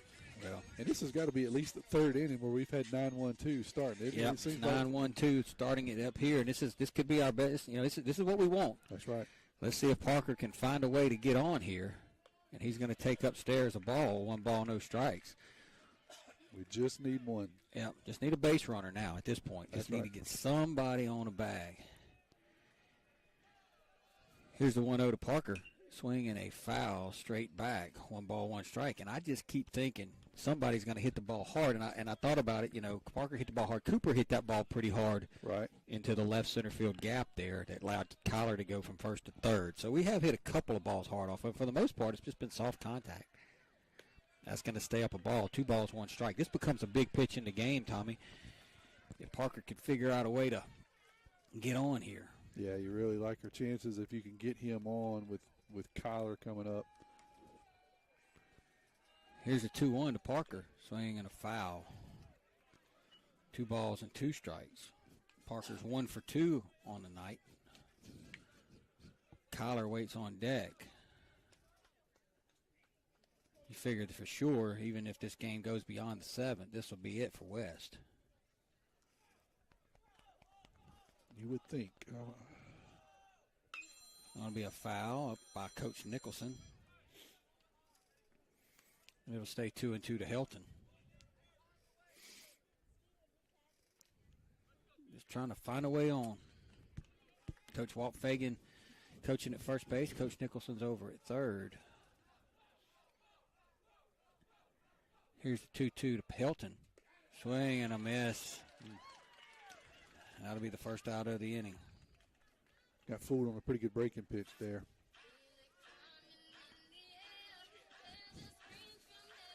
So back at the top. Yep. Now batting to the side will be number 10, Tyler King. These are you guys, Kyler Cooper and Morgan. That's who you want to have the bat in their hands when the game is on the line. So we got what we wanted. That's right. Let's see what we can do here with it. Kyler is 0 for 2 officially. Oh, man. I think the Vancleave called that one. Yeah, it was not a terrible pitch, but looked to be a little bit inside, but umpire calls it a strike. So it's 0-1 now from West to King. Swinging, that's going to be a line drive. That'll be a base hit out into left field. So the Tide have that base runner as King singles over the shortstop. Harper's been so good, I had to wait and see if he wasn't going to put a cape on and jump up there and catch it. That's right. Yeah, he's not a big guy, but you just like the umpire, you got to wait and see what happens. Kyler hit that one not right in the screws, but he got enough of it to line drive it out to the left field. Looks like they're going to make a pitching change, Tommy. While they do, we're going to take a break. You're listening to Maroon Tide Baseball.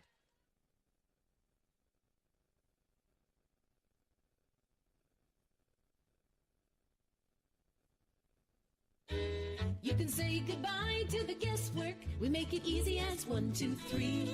When you come by Papa's Camper City for a trailer or RV, make the quick short drive to Picayune for a downright down-home feel. Great service, great price, now isn't that nice? You're gonna love the way we deal. Check out this new 2022 Wildwood 169 RSK with a queen bed slide out and a U-shaped dinette. Awesome couples trailer, MSRP $34,730, reduced to only $19,987. Pawpaw's Campers in Picayune. Having fun, selling fun. Friends, doing business with Pawpaw's Campers is like having a friend at the factory. You'll like our deals, and you'll like the way we do business. Papa's Camper City in Picayune. Yeah, boy. Yes, sir. Yes, ma'am. You're gonna love the way we deal. That's the good RV, Pawpaw. Get back in the game with Dodd Therapy Center. Jamison Dodd, a former college athlete, has the specialties, understanding, and experience to get your athlete back in the game, including indoor turf, Hyvamat, blood flow restriction, trigger point dry needling, and much more. Dr. Dodd and Dodd Therapy Center also specialize in treating Parkinson's disease and other neurological disorders. Give Dodd Therapy Center a call at 769-242-2636 or visit us at 405 Memorial Boulevard in Picayune and get back in the game. Levi Tapp is going to come on to pitch for the Bulldogs. And a very good outing by Mr. West, Tommy. No doubt about it. I was just looking at his score. You got it pulled up. You want to give it, or you want me to get it? I was trying to see who their left fielder was. If y'all can catch a number out there in left field, I'll give his line. So 6 1/3. He is responsible for King at first base, but he only gave up 5 hits, 1 earned run, walked 2, struck out 5, didn't hit anybody. So Tinson is going out. So Tinson's going out to left. So he was in right. So I don't know who's in right now. All right, we'll try to get that out. That's all right. But in any event, Tapp is on the mound for. He came in to pinch hit last inning, right? He did. So Cooper Moreau now is going to hit with Watts at first base.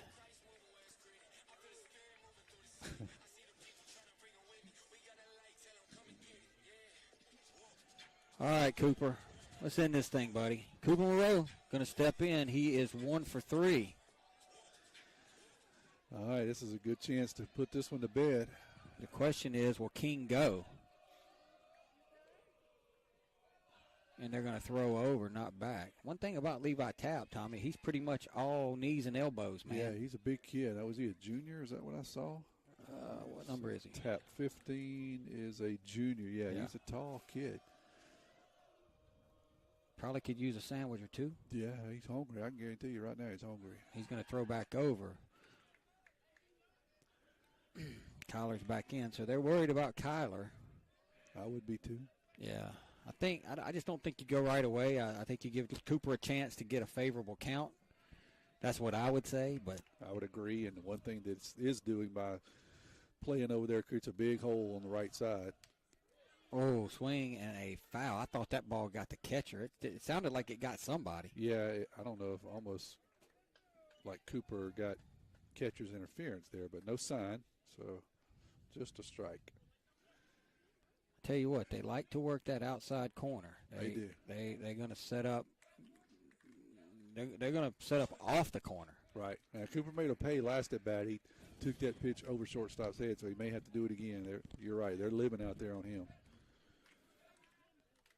Here's the 0-1 to Moreau. Kyler goes, swing and a miss, and he's going to be out. Boy. Wow, I don't know about that. I don't know about that either.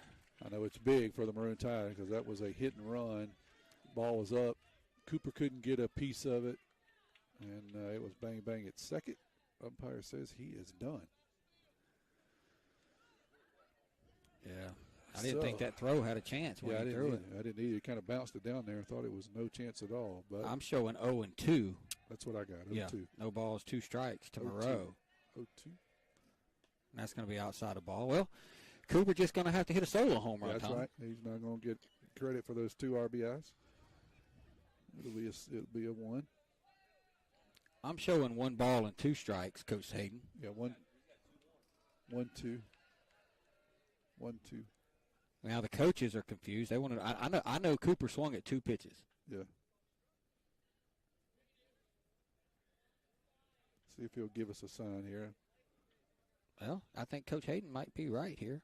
He's saying 2-1. He swung at 2 pitches. I know he did.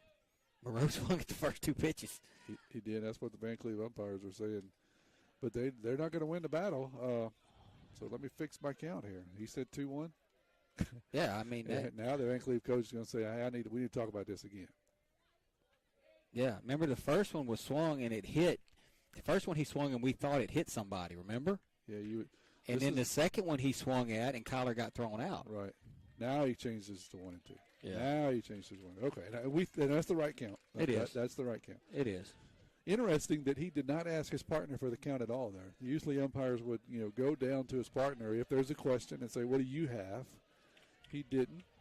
But I think we got the right result. No argument for Coach Nicholson because, well, it was right. They were right. Yeah. Here's a 1-2 to Moreau, and that's going to be down a ball. 2 balls and 2 strikes.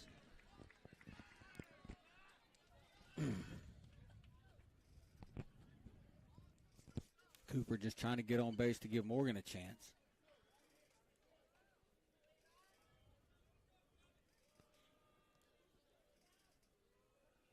They're going to work outside. That's going to be down a ball, 3 balls and 2 strikes. Cooper working hard. That's a good eye. Goes 0-2 and then gets 3 close pitches. He's able to work the count back full here. And the Tide have tried a couple hit and runs tonight, and both have backfired on the double play ball, hit right into it, and then this time swing and a foul. Good job by Cooper to stay alive. So Cooper just trying to get on base. You wonder if he could. Do we got a speedster there somewhere in the dugout? I don't know. To run for him, or would he run? I don't know. I don't know that we have that secret weapon this year. I don't think we do. Here's the 3-2 to Moreau. And that's going to be a ball 4 upstairs. And Moreau draws a walk. Vancleave fans can't believe it, but it wasn't a strike. Yeah, it was up. It was up. They don't like it, and I appreciate that, but it was the right call. And it looks like we are going to have a runner. Who we got there? Number 17? That's going to be Pomez. Braden Pomez is going to run for Moreau. And the rule is there, you can run for him 1 time and re-enter. So, right. If this goes into the 8th. Yeah, which I hope it don't. And me too. How big is the caught stealing now? Ooh. It's huge. But you don't know that. I mean, it's a whole different dynamic if he's pitching from the stretch, you know. Right. So you don't really know. It's hard to say, but if Morgan would just drive one into the power alley here, it would be over with. Well, it's been a minute since he's done it, so maybe he can do it right here. But if you're going to do it against this team, you're going to have to put your foot on the white line and look for the outside pitch. Yeah, they live on the outside part of the plate. They're well coached. Here's the pitch to Kraft, swing and a foul, and he is just on top of every ball like that on the left side here the last couple of days. Got a good swing at it, just hitting the top of the baseball. Yeah, part of that is trying to pull that outside pitch, I can tell you, because they're throwing him away too, and if you try to pull that outside pitch, you'll get around the ball and do that. Let's see if they mess up and leave one over the plate. Here's the 0-1 to Kraft. And that's going to be upstairs, a ball, 1 ball, 1 strike. Brady waits on deck. So Hilton struck out to start the inning. Single by King, who's caught stealing. Moreau walks. Pomez is running for him. And now here's the 1-1 to Morgan. And he popped one up.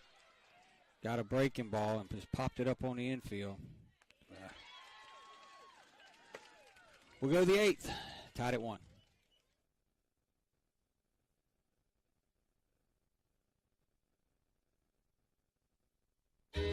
You can say goodbye to the guesswork. We make it easy as 1, 2, 3.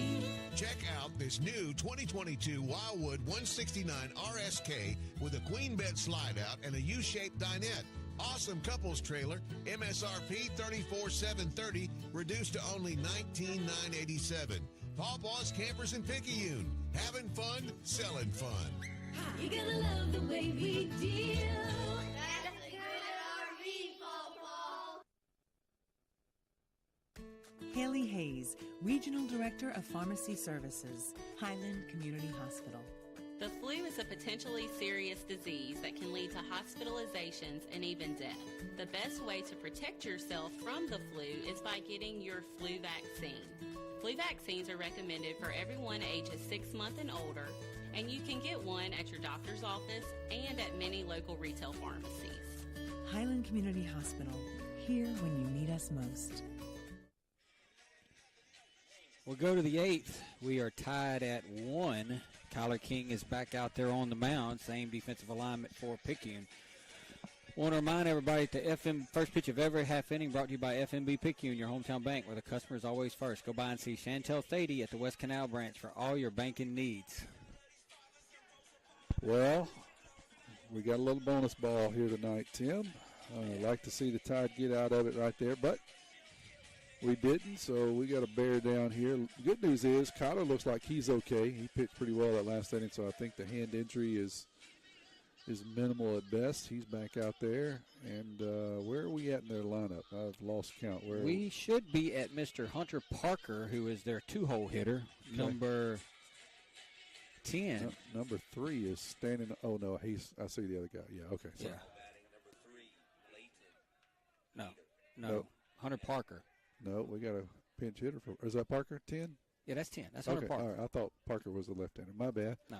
My bad. So number 3 in the lineup? Two-hole hitter. Two-hole hitter in the lineup. Parker's the two-hole hitter. So Kyler's going to have to get 3 more outs. We didn't really want this situation, but we got it. He's going to throw a called strike. First pitch, no balls, 1 strike. He's looked sharp in both outings this week, both against Vancleave. And that's going to be popped up. That's going to be between Morgan and it's going to hit off the dugout, the first base dugout. I thought it was going to come down between Morgan and Watts there, but it just kept drifting. Normally, Tommy, sometimes that ball will come back. Right, yeah, it usually has a little bit of English on it, and it'll kind of start drifting there at the end, but that one didn't. It just kind of kept drifting out. Morgan thought he had a shot at it. Leaned those long arms over the dugout wall, but not able to get it. No balls, 2 strikes to Parker. Just want to make a quality pitch here. And there's a ground ball. Cooper's going to keep it in front of him, throw over, and Morgan's going to dig it out. Good true hop that time. Cooper, he threw it short, but it took a true hop. Morgan wasn't near as difficult to play as last time. I hope that Cooper takes Morgan to Sonic after the game for some ice cream because he's made him work tonight. That's the first out of the inning, and that'll bring up Eder now. He's 0 for 3. Now batting number 3, Leighton Eder.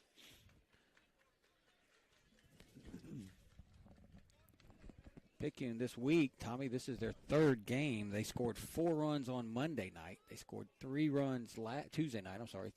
4 runs last night. Just 1 run tonight. So runs are hard to come by this week. It's been a pitcher's duel all night long. Kyler's kept it going. And you almost feel like it's going to be a mistake. That's right. That's usually what happens in these games. It's somebody makes a mistake, somebody boots it. Swinging a foul back over here. 1 ball, 1 strike. And you just hope it's not the guys in white. Yeah. This is one of those games that just you hate for anybody to lose it, honestly, because Right. It's been a very well played game. But somebody's got to lose at some point. Just hope it ain't tomorrow. Yeah, you hope that some people's got to drive back to Vancleave. We don't wish them any bad luck, but we got to play in the morning. We got MRI in the morning. We got a lot going on. That's going to be down a ball, 2 balls, 1 strike. Ain't got time to be out here playing all this bonus baseball. 2 balls, 1 strike. Here's the pitch. And that's down the ball, 3-1. And you definitely don't want to walk anybody.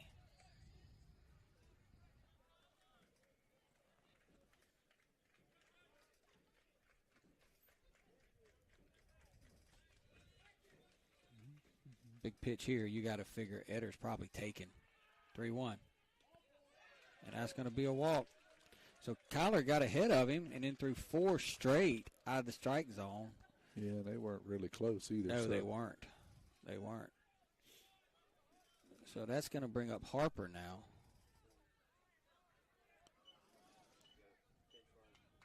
Big left-hander. Now batting is number 25, Hunter Harper. They got a courtesy runner over there. Number 20. That would be Kyle Capers. All right.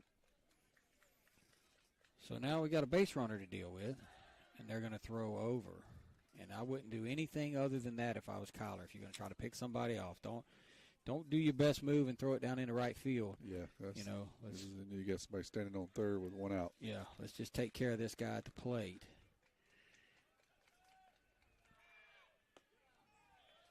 Good job by Landon to try to frame it, but that is 5 straight out of the strike zone by Kyler. 1 ball, no strikes.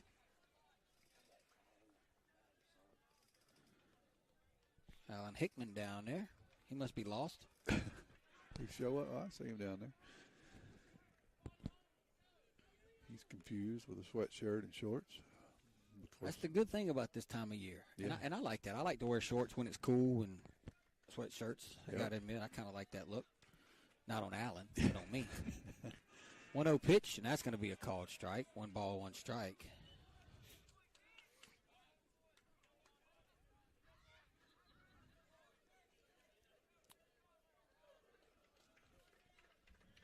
We need to get in the dugout, Tommy. Yes, we do. Dangerous guy here. Here's the 1-1 pitch, and they're going to throw over again.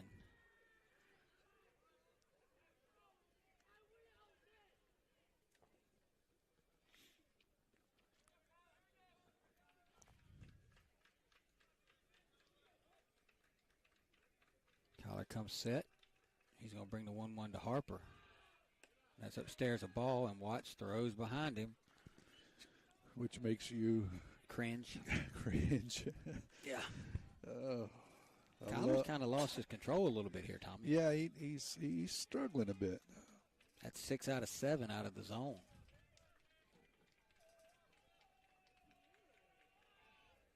Swing and a miss. I believe Harper helped him right there. Yeah, that was up, and Harper definitely helped him out of the zone. So now the question becomes, will they try a little something right here to get runner in scoring position or to get the Tide moving? The ball's going to be down. It's going to get away from Landon, and it's going to get away from Landon again, and that's going to allow the runner to get down to second base. That'll be a wild pitch. I'm not sure if Landon could have threw him out. It'd have been close if he'd have got it the first time, but he did a good job blocking it up. It kicks out from underneath him, and he's just not able to get the handle on it. 3 balls, 2 strikes. 1 out. Here comes the pitch to Harper. And that's going to be down. And the runner's going to take off at third base, and we're going to throw him out. Whoa, no, they're going to call him safe. How in the world was he safe? Wow. I don't understand that call. I don't either. Cooper had the ball waiting on him. Cooper had the ball waiting on him. Yeah, so it was a ball 4, and the runner goes to third like it's like he's forced, and Landon makes a snap throw down to third. Cooper tags him out. I mean, we don't like to be biased, but he was out by a step. It wasn't close. No, it wasn't close. Picayune fans were cheering. Vancleave fans were not very happy. Coach Nicholson is telling him that he has officially removed this guy from his Christmas card list. They're having an intense moment of fellowship, but You don't get those changed, and that's unfortunate because that very well could be the mistake that we were talking about right there. It was a rough call. We'll say that. When you talk about a mistake, you don't want the umpire to make it. That's right. That's exactly right. You want if a kid's going to make it, that's one thing. If a coach is going to make it, that's another thing. But boy, that's a tough one. Yeah, it is. So you got to bear down here. You got 2 out, or you got 1 out. And first and third. But they're there because of the walks. We got to remember that as well. That's right. And that's going to bring up West now. Tight end field playing back, playing for 2. Swing and a foul back. No balls, 1 strike. Tide have had plenty of opportunities, though, Tommy, to have already won this game. So you hate for a call like that if it ends up deciding it. But we had some chances. No, I don't know how many we've left on base. I know there in the stats, but it's been a bunch. Way too many. And oftentimes we had the core of our order up, middle of the order, and just couldn't do anything with them. Here's the 0-1 pitch to West. Oh, that's a good-looking pitch called strike. No balls, 2 strikes. It was a delayed strike there. Be tough to turn 2 right here, Tommy. I really feel like it will. You got a couple of guys in the middle infield not used to playing with each other, and Robertson and Stockstill. That's going to stay up a ball. 1 ball, 2 strikes. Yeah, I agree. I agree. It would have to be. And truthfully, Brunson's kind of far over. It'd be tough. I'd like, Brunson probably needs to take a step or 2 towards the bag, I would think. But yeah, I don't know that he could get there from where he is. He's shaded to his left. Swing and a miss as King got a little extra right there. And that'll be the second out of the inning. But if you do that, you don't have to worry about the double play. You don't. Now the double play's out of order. And that's going to bring up Tapp now. Aiden Tapp. He is officially 0 for 1.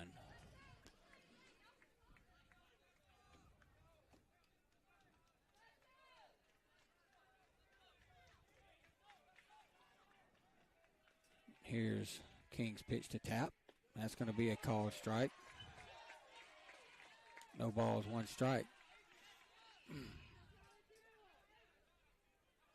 Coach Gatlin Steelman giving some instructions to his infield.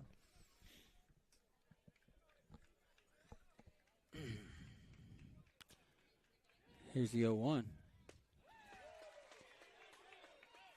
And they're just going to let him take second base. I don't know how that pitch wasn't a strike. I don't either.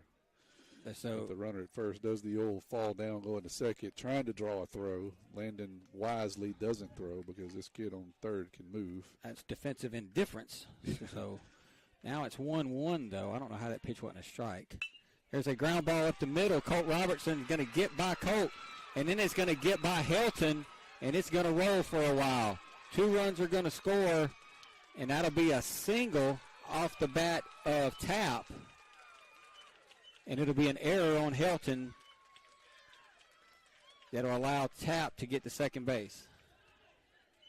Well, that hurts. Yeah, it does. 2 walks. Controversial call at second. Controversial call at second. And then a base hit up the middle that gets by the center fielder and allows 2 runs to score. 1 run would have scored, but now it allows 2 runs to score. So, got a hole here. That'll be the 4th error of the game on the Tide. Now the Tide trail 3-1. So that play at third looms large. But, like I've always said, it's never the play. It's never the one play that hurts you.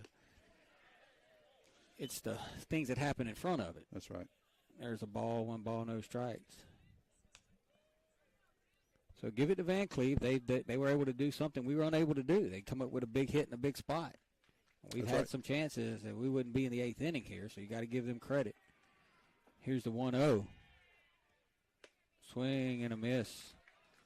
1 ball, 1 strike.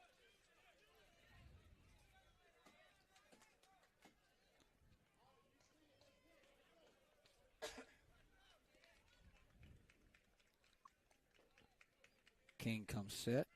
Going to bring it to Tenson. There's a call, swing and a miss. 1 ball, 2 strikes. Tenson doesn't look comfortable there. I think if he can just be anywhere around the plate, you'd be okay here. Not having a good swing at all. 1 ball, 2 strikes. Here's the pitch. Swinging a ground ball towards second base. Brunson's going to field it and throw it away. And they're going to say he pulled Morgan off the bag. Morgan is animated. That's a home plate umpire. Ain't gonna be able to see it. Morgan's animated, pointing to the home plate umpire.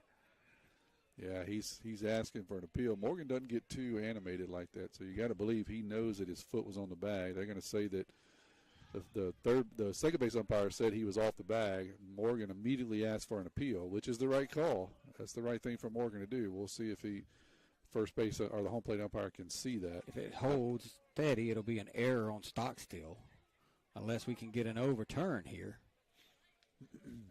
I just don't know if that home plate umpire would have had a good enough view to overturn him. Well, now they're going to say it was out. And Vancleave's coach is going to be livid, but you already got a call at third base. He ought to be happy that he got one this inning. That's right. The Lord giveth and taketh away there. We're going to go to the bottom of the eighth, folks. It's 3-1 Maroon Tide. Trailing Vancleave. I can't believe he's not throwing this guy out. He should have about 40.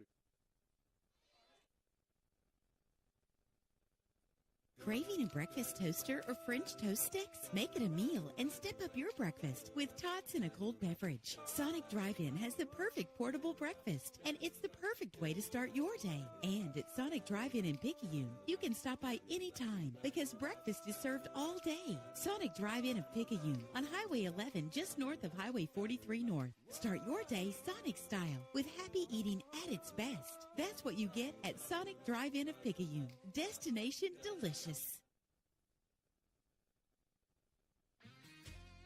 When it comes to protecting what you love, you want an insurance agent that cares more about your world, more about what you need. And that's exactly what you'll get with Picayune Allstate agent Jason Pygott, an agent who doesn't just know what it's like to live in Picayune, but one who wants to protect life here as much as you do. Contact him for your free quote today. Allstate, you're in good hands. Allstate and affiliates offer products and services subject to availability, terms, and conditions. Allstate Property and Casualty Insurance Company. We head to the bottom of the eighth. Tide trail at 3-1. Tommy, Tide have out-hit them 5-3 according to my calculations, but errors are even at 4. But walks, the base on balls. The base on balls are really the difference in this game. And of course, Picayune's had a couple of chances early in the game with runners at third base and inability to put the ball in play. That's really. Right. And let me go back and see if we can describe that, because we kind of got caught up in the madness here for those listening, see if we can describe this. So ball's hit to Brunson at second. He kind of goes down on one knee, makes the throw over to first, pulls Morgan up the line in right field. Morgan does a good job, just basically lays out. The umpire's in the B position, which he's in second base. He calls him safe, says he's off the bag. They appeal to the home plate umpire. They have a conversation, and the home plate umpire says he was out. And the Vancleave coach lost his mind. Yeah, lost it. Yeah, he was very not cool, and I can't believe he didn't get thrown out, but he didn't. Umpire let him have his say, so kudos to him for that, I guess. Here's a 1-0 pitch to Brady, swinging a foul back. And the first pitch of every half inning brought to you by FNB Picayune. Your hometown bank, the best service around with 4 locations to serve you. So it's 1 ball, 1 strike to Brady. But the bad news, before all that nonsense happened, we let them score 2 runs. So now we got to dig out of this. Here's the 1-1 to Brady. Swing and a miss, and it's Brady chase ball 2 right there. We have just not had our best offensive performance tonight. Well, two guys really that we just looking at them, you would think that not overpowering, but they have just baffled us tonight. Both guys. Just a lot of soft contact. Here's the 1-2. Brady's going to foul it off. It'll stay 1-2. Lost in all this is a magnificent pitching performance by Brady Robertson tonight. That's exactly right.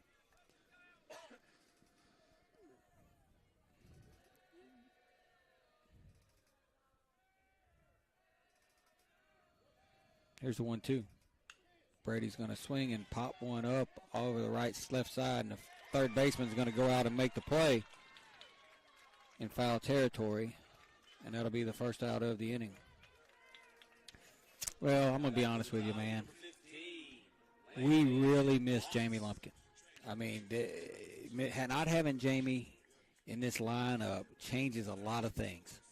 And in a game like this where runs are hard to come by, you miss a guy like him.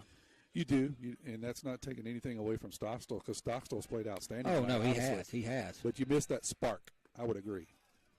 It's a ball down to Watts, 1 ball, no strikes. And when Jamie is healthy, he can give you that spark. And I don't know that Jamie's been healthy all year and really given us that spark, but I certainly agree we missed that spark. Here's the 1-0, and that's going to be outside a ball, 2 balls and no strikes. Landon is 0 for 3. You know, the key sequence in this game, Tommy, was when the Tide had 2nd and 3rd and 1 out back in the 5th. That's going to be down a ball. Yeah, Collar was at 3rd. Cooper was at 2nd. Just couldn't get that run home. That's right. Here's the 3-0 to Watts. And that's called strike. The 3-0 strike. Yeah, if that pitch would have been anything but 3-0, I don't think he'd have called it. No. It's 3-1 now. Here's the pitch. And Landon's going to foul it back. And that's the reason I've always hated that 3-0 strike. Every umpire does it. If it's even close 3-0, they give it to you. But you work 3-0, you get a questionable 3-1, and then you foul off a good pitch, and now you're 3-2. Good job by Landon to foul that one off. He's hanging in there. It'll stay 3-2. It's not going to be hard, probably. Swinging another foul off the right side. Probably won't be hard, Tommy, when we kind of dissect this game at the end if the Tide don't come back here to kind of pinpoint the differences. Yeah, it's easy. Right now it's easy. They have been able to put the ball in play and string a couple of hits together and get a key hit when they needed it, and we've been unable to. That's really been the difference in the game. Here's the 3-2 to Watts. Swinging another foul ball. So Watts is making him battle. Yeah, he's battling up there. Porter is. Brunson's on deck.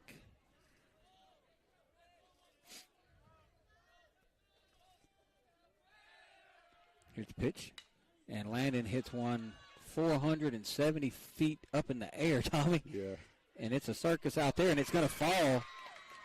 And Landon is going to stay put at first base. No need. What you going to call it? I mean, I feel like in a major league game that's a hit, but an error. But this is some high school kids, and Landon's been scuffling.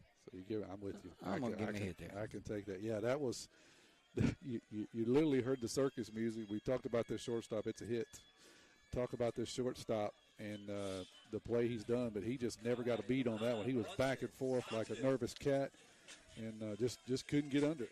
When I said 400-something miles, I wasn't. Who's running, Coach? Who's our courtesy runner? I can't see. Peyton Wells P-Dog is our courtesy runner. Swinging and a miss by Brunson.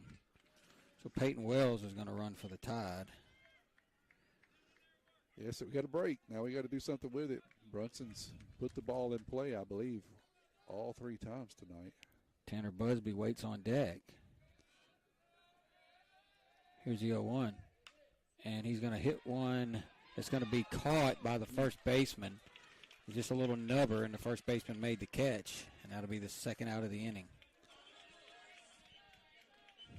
Well, we're down to 1, Timmy. Yeah, down to 1. And it's Mr. Busby. One thing about Mr. Busby, what I can say is he's one of the stronger players on the Tide team. Of course, he's a dead pull hitter for the most part. He's got that big swing. If we could get something on the inside, which I doubt they throw him, but he could turn on one, Tommy, and tie this thing. That would be huge. Outside pitch is a ball. They throw back down behind Peyton, but Peyton is back. 1 ball, no strikes. Busby's 0 for 3 tonight. Remember, the Tide play at 12 tomorrow. I'm going to try to get it on the app. I just don't know yet. Not 100% sure. We'll figure it out. Here's the 1-0 to Busby. That's going to stay upstairs a ball. 2 balls, no strikes. Justin Stockstill waits on deck. I think if you're Busby, You're looking for one pitch here on the inner half, Tom. If you don't get it, you let it go. That's right. He takes upstairs a ball, 3 balls, no strikes. So now. Tell him to put the bat in his pocket. Yeah.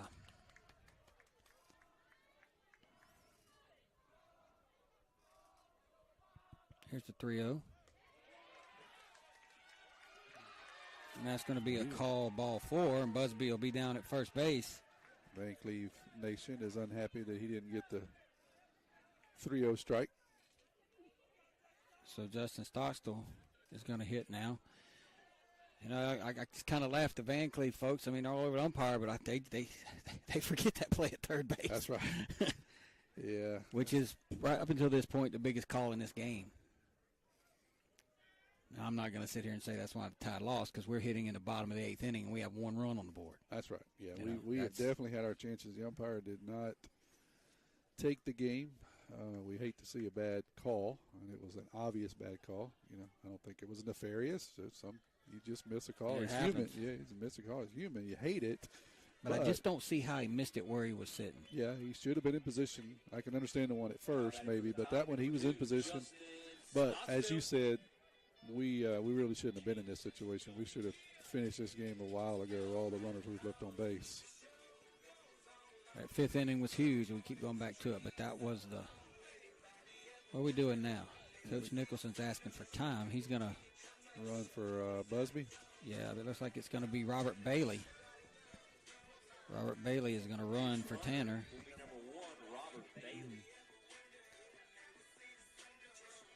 See if I can find him here. There he is. So Wells is at second. His run really means nothing. Bailey, he's the run that matters. He's at first. And Justin Stockstill, who's 0 for 3 now, hitting in the 8-hole. You see a couple balls right at people tonight. See if he can break one loose. And yeah, well, I go back to that slash, man. You know, that slash play he hit, and when he squared the bunt, the second baseman, I mean, he just hit it right where he was. Yeah, I mean, and that turned a double play on him. He ran right to the right spot, and Stockstill hit it right to him. So, terrible luck. But got an opportunity here. Parker Helton waits his turn on deck, so chance for Justin here to extend this game. He's going to take upstairs a ball, 1 ball, no strikes.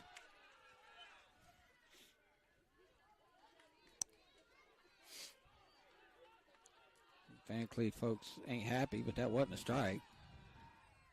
Now that was. Yeah. 1 ball, 1 strike. Picayune will be back at it tomorrow. As we said, 12 o'clock, 1 game against Stanislaus. I have no idea who we're going to pitch. 4 games in 1 week is brutal. Justin's going to foul it back. So now the Tide are down to 1 strike. Yeah, it might be pitching by committee tomorrow. I told Coach Evan I'd cut the sprinklers on when we leave here tonight. Call him in the morning, say sorry, we'll reschedule. Yep. Here's the 1-2 to Justin, and that is a beautiful called strike 3, and that'll do it as Vancleave comes here to Picayune and wins this game by the score of 3-1. Coach Nicholson's not happy, but he's not going to change it.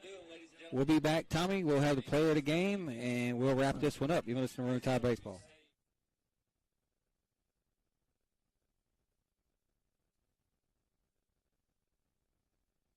Welcome to a place where everyone deserves to be better protected, where technology has your back, where you can have better protection and keep more money in your pocket, where you can have protection for your car, your home, your phone, and even your digital identity.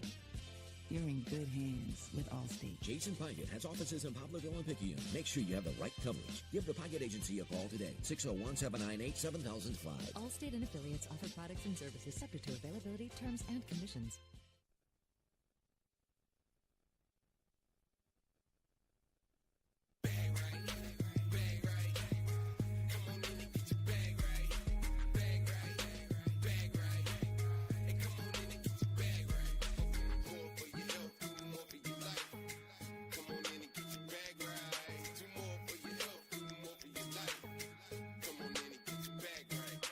More chiropractic clinic. Call it 601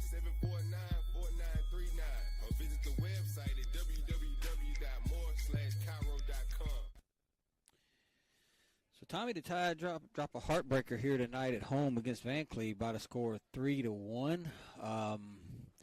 Great job by Brady Robertson. I thought he pitched very well. Kyler came in that first inning, threw the ball very well. Second inning, got in a little bit of trouble. Walked a couple of guys, and it ultimately come back to bite him because they both came home to score. So when you look at the way Vancleave scored their 3 runs, they scored 1 in the first off of a couple of errors, a hit batsman and a walk with the bases loaded, and the 2 that they got late, were off of 2 walks that got guys in scoring position. They got a big hit. I'm not going to sit here and say we didn't have our chances, because we did. We had chances, and especially the 5th inning. That's right. The fifth inning was the big inning. Helton led that inning off. He got out, but King got on. Moreau got on. We had second and third with just 1 out. Morgan was able to draw the walk to load the bases, but we just couldn't get it done, and that's really what bit the Tide tonight. Oh, it was. If you look at their box score, they scored 3 runs on 3 hits, 3 walks, and 8 strikeouts for them. So this is a heartbreaker, but we certainly love to complain about the umpire, and they gave us some reasons tonight to complain, no doubt about it. But Picayune should have never been in a situation. We had our chances. We just couldn't seal the deal when we needed to. Hats off to Vancleave. They could do it when they needed to, when they got some people on. They were able to get a key hit and score the winning run. So hats off to Vancleave. We'll probably and hopefully see them down the road, and I like our chances. Sonic player of the game is I don't really think it's a hard one. To me, you got to give it to Brady. He goes 6 innings, gives up 2 hits, 1 run. That 1 run was not earned, and he strikes out 6, walks 1, and I believe he hit 2. It's not on it. Yeah, he hits 2, or hit 3, actually. He hits 3. So other than those 3 hit by pitches, it was really another phenomenal outing by Brady, and he certainly pitched well enough to keep Picayune in it. He kept them in it all night long. We just couldn't seal it. So, we live and learn and fight another day, and we'll strap it back on tomorrow at noon. 22 innings of baseball this week. The Tide have been able to scratch across 9 runs, and it's just asking a lot of your pitching staff. Got to figure out a way to score more runs, Tommy. That's the bottom line. We can talk about the walks. We can talk about the errors. I mean, that's going to happen in high school baseball. But we've got to figure out a way to score more runs. Somehow, some way, we've got to figure it out. That's good stuff. Roll Tide anyway. That'll do it. Tomorrow we play here at 12 against Stanislaus. Not sure about if I'm going to have the game on the app or not. I'm going to be on 2 wheels getting in here, so I'll kind of let Carrie know, probably by 10 or 10:30 if I can make it. If I can, it'll be on the app and the portal. If I can't, well, you just have to come to the curtain. There you go. All right, that'll do it. Final score for the final time. Vancleave in 8 innings beats Picayune 3-1. The Tide fall to 6-6 on the year. And we got to play another game tomorrow, 12 o'clock, so quick turnaround. That'll do it.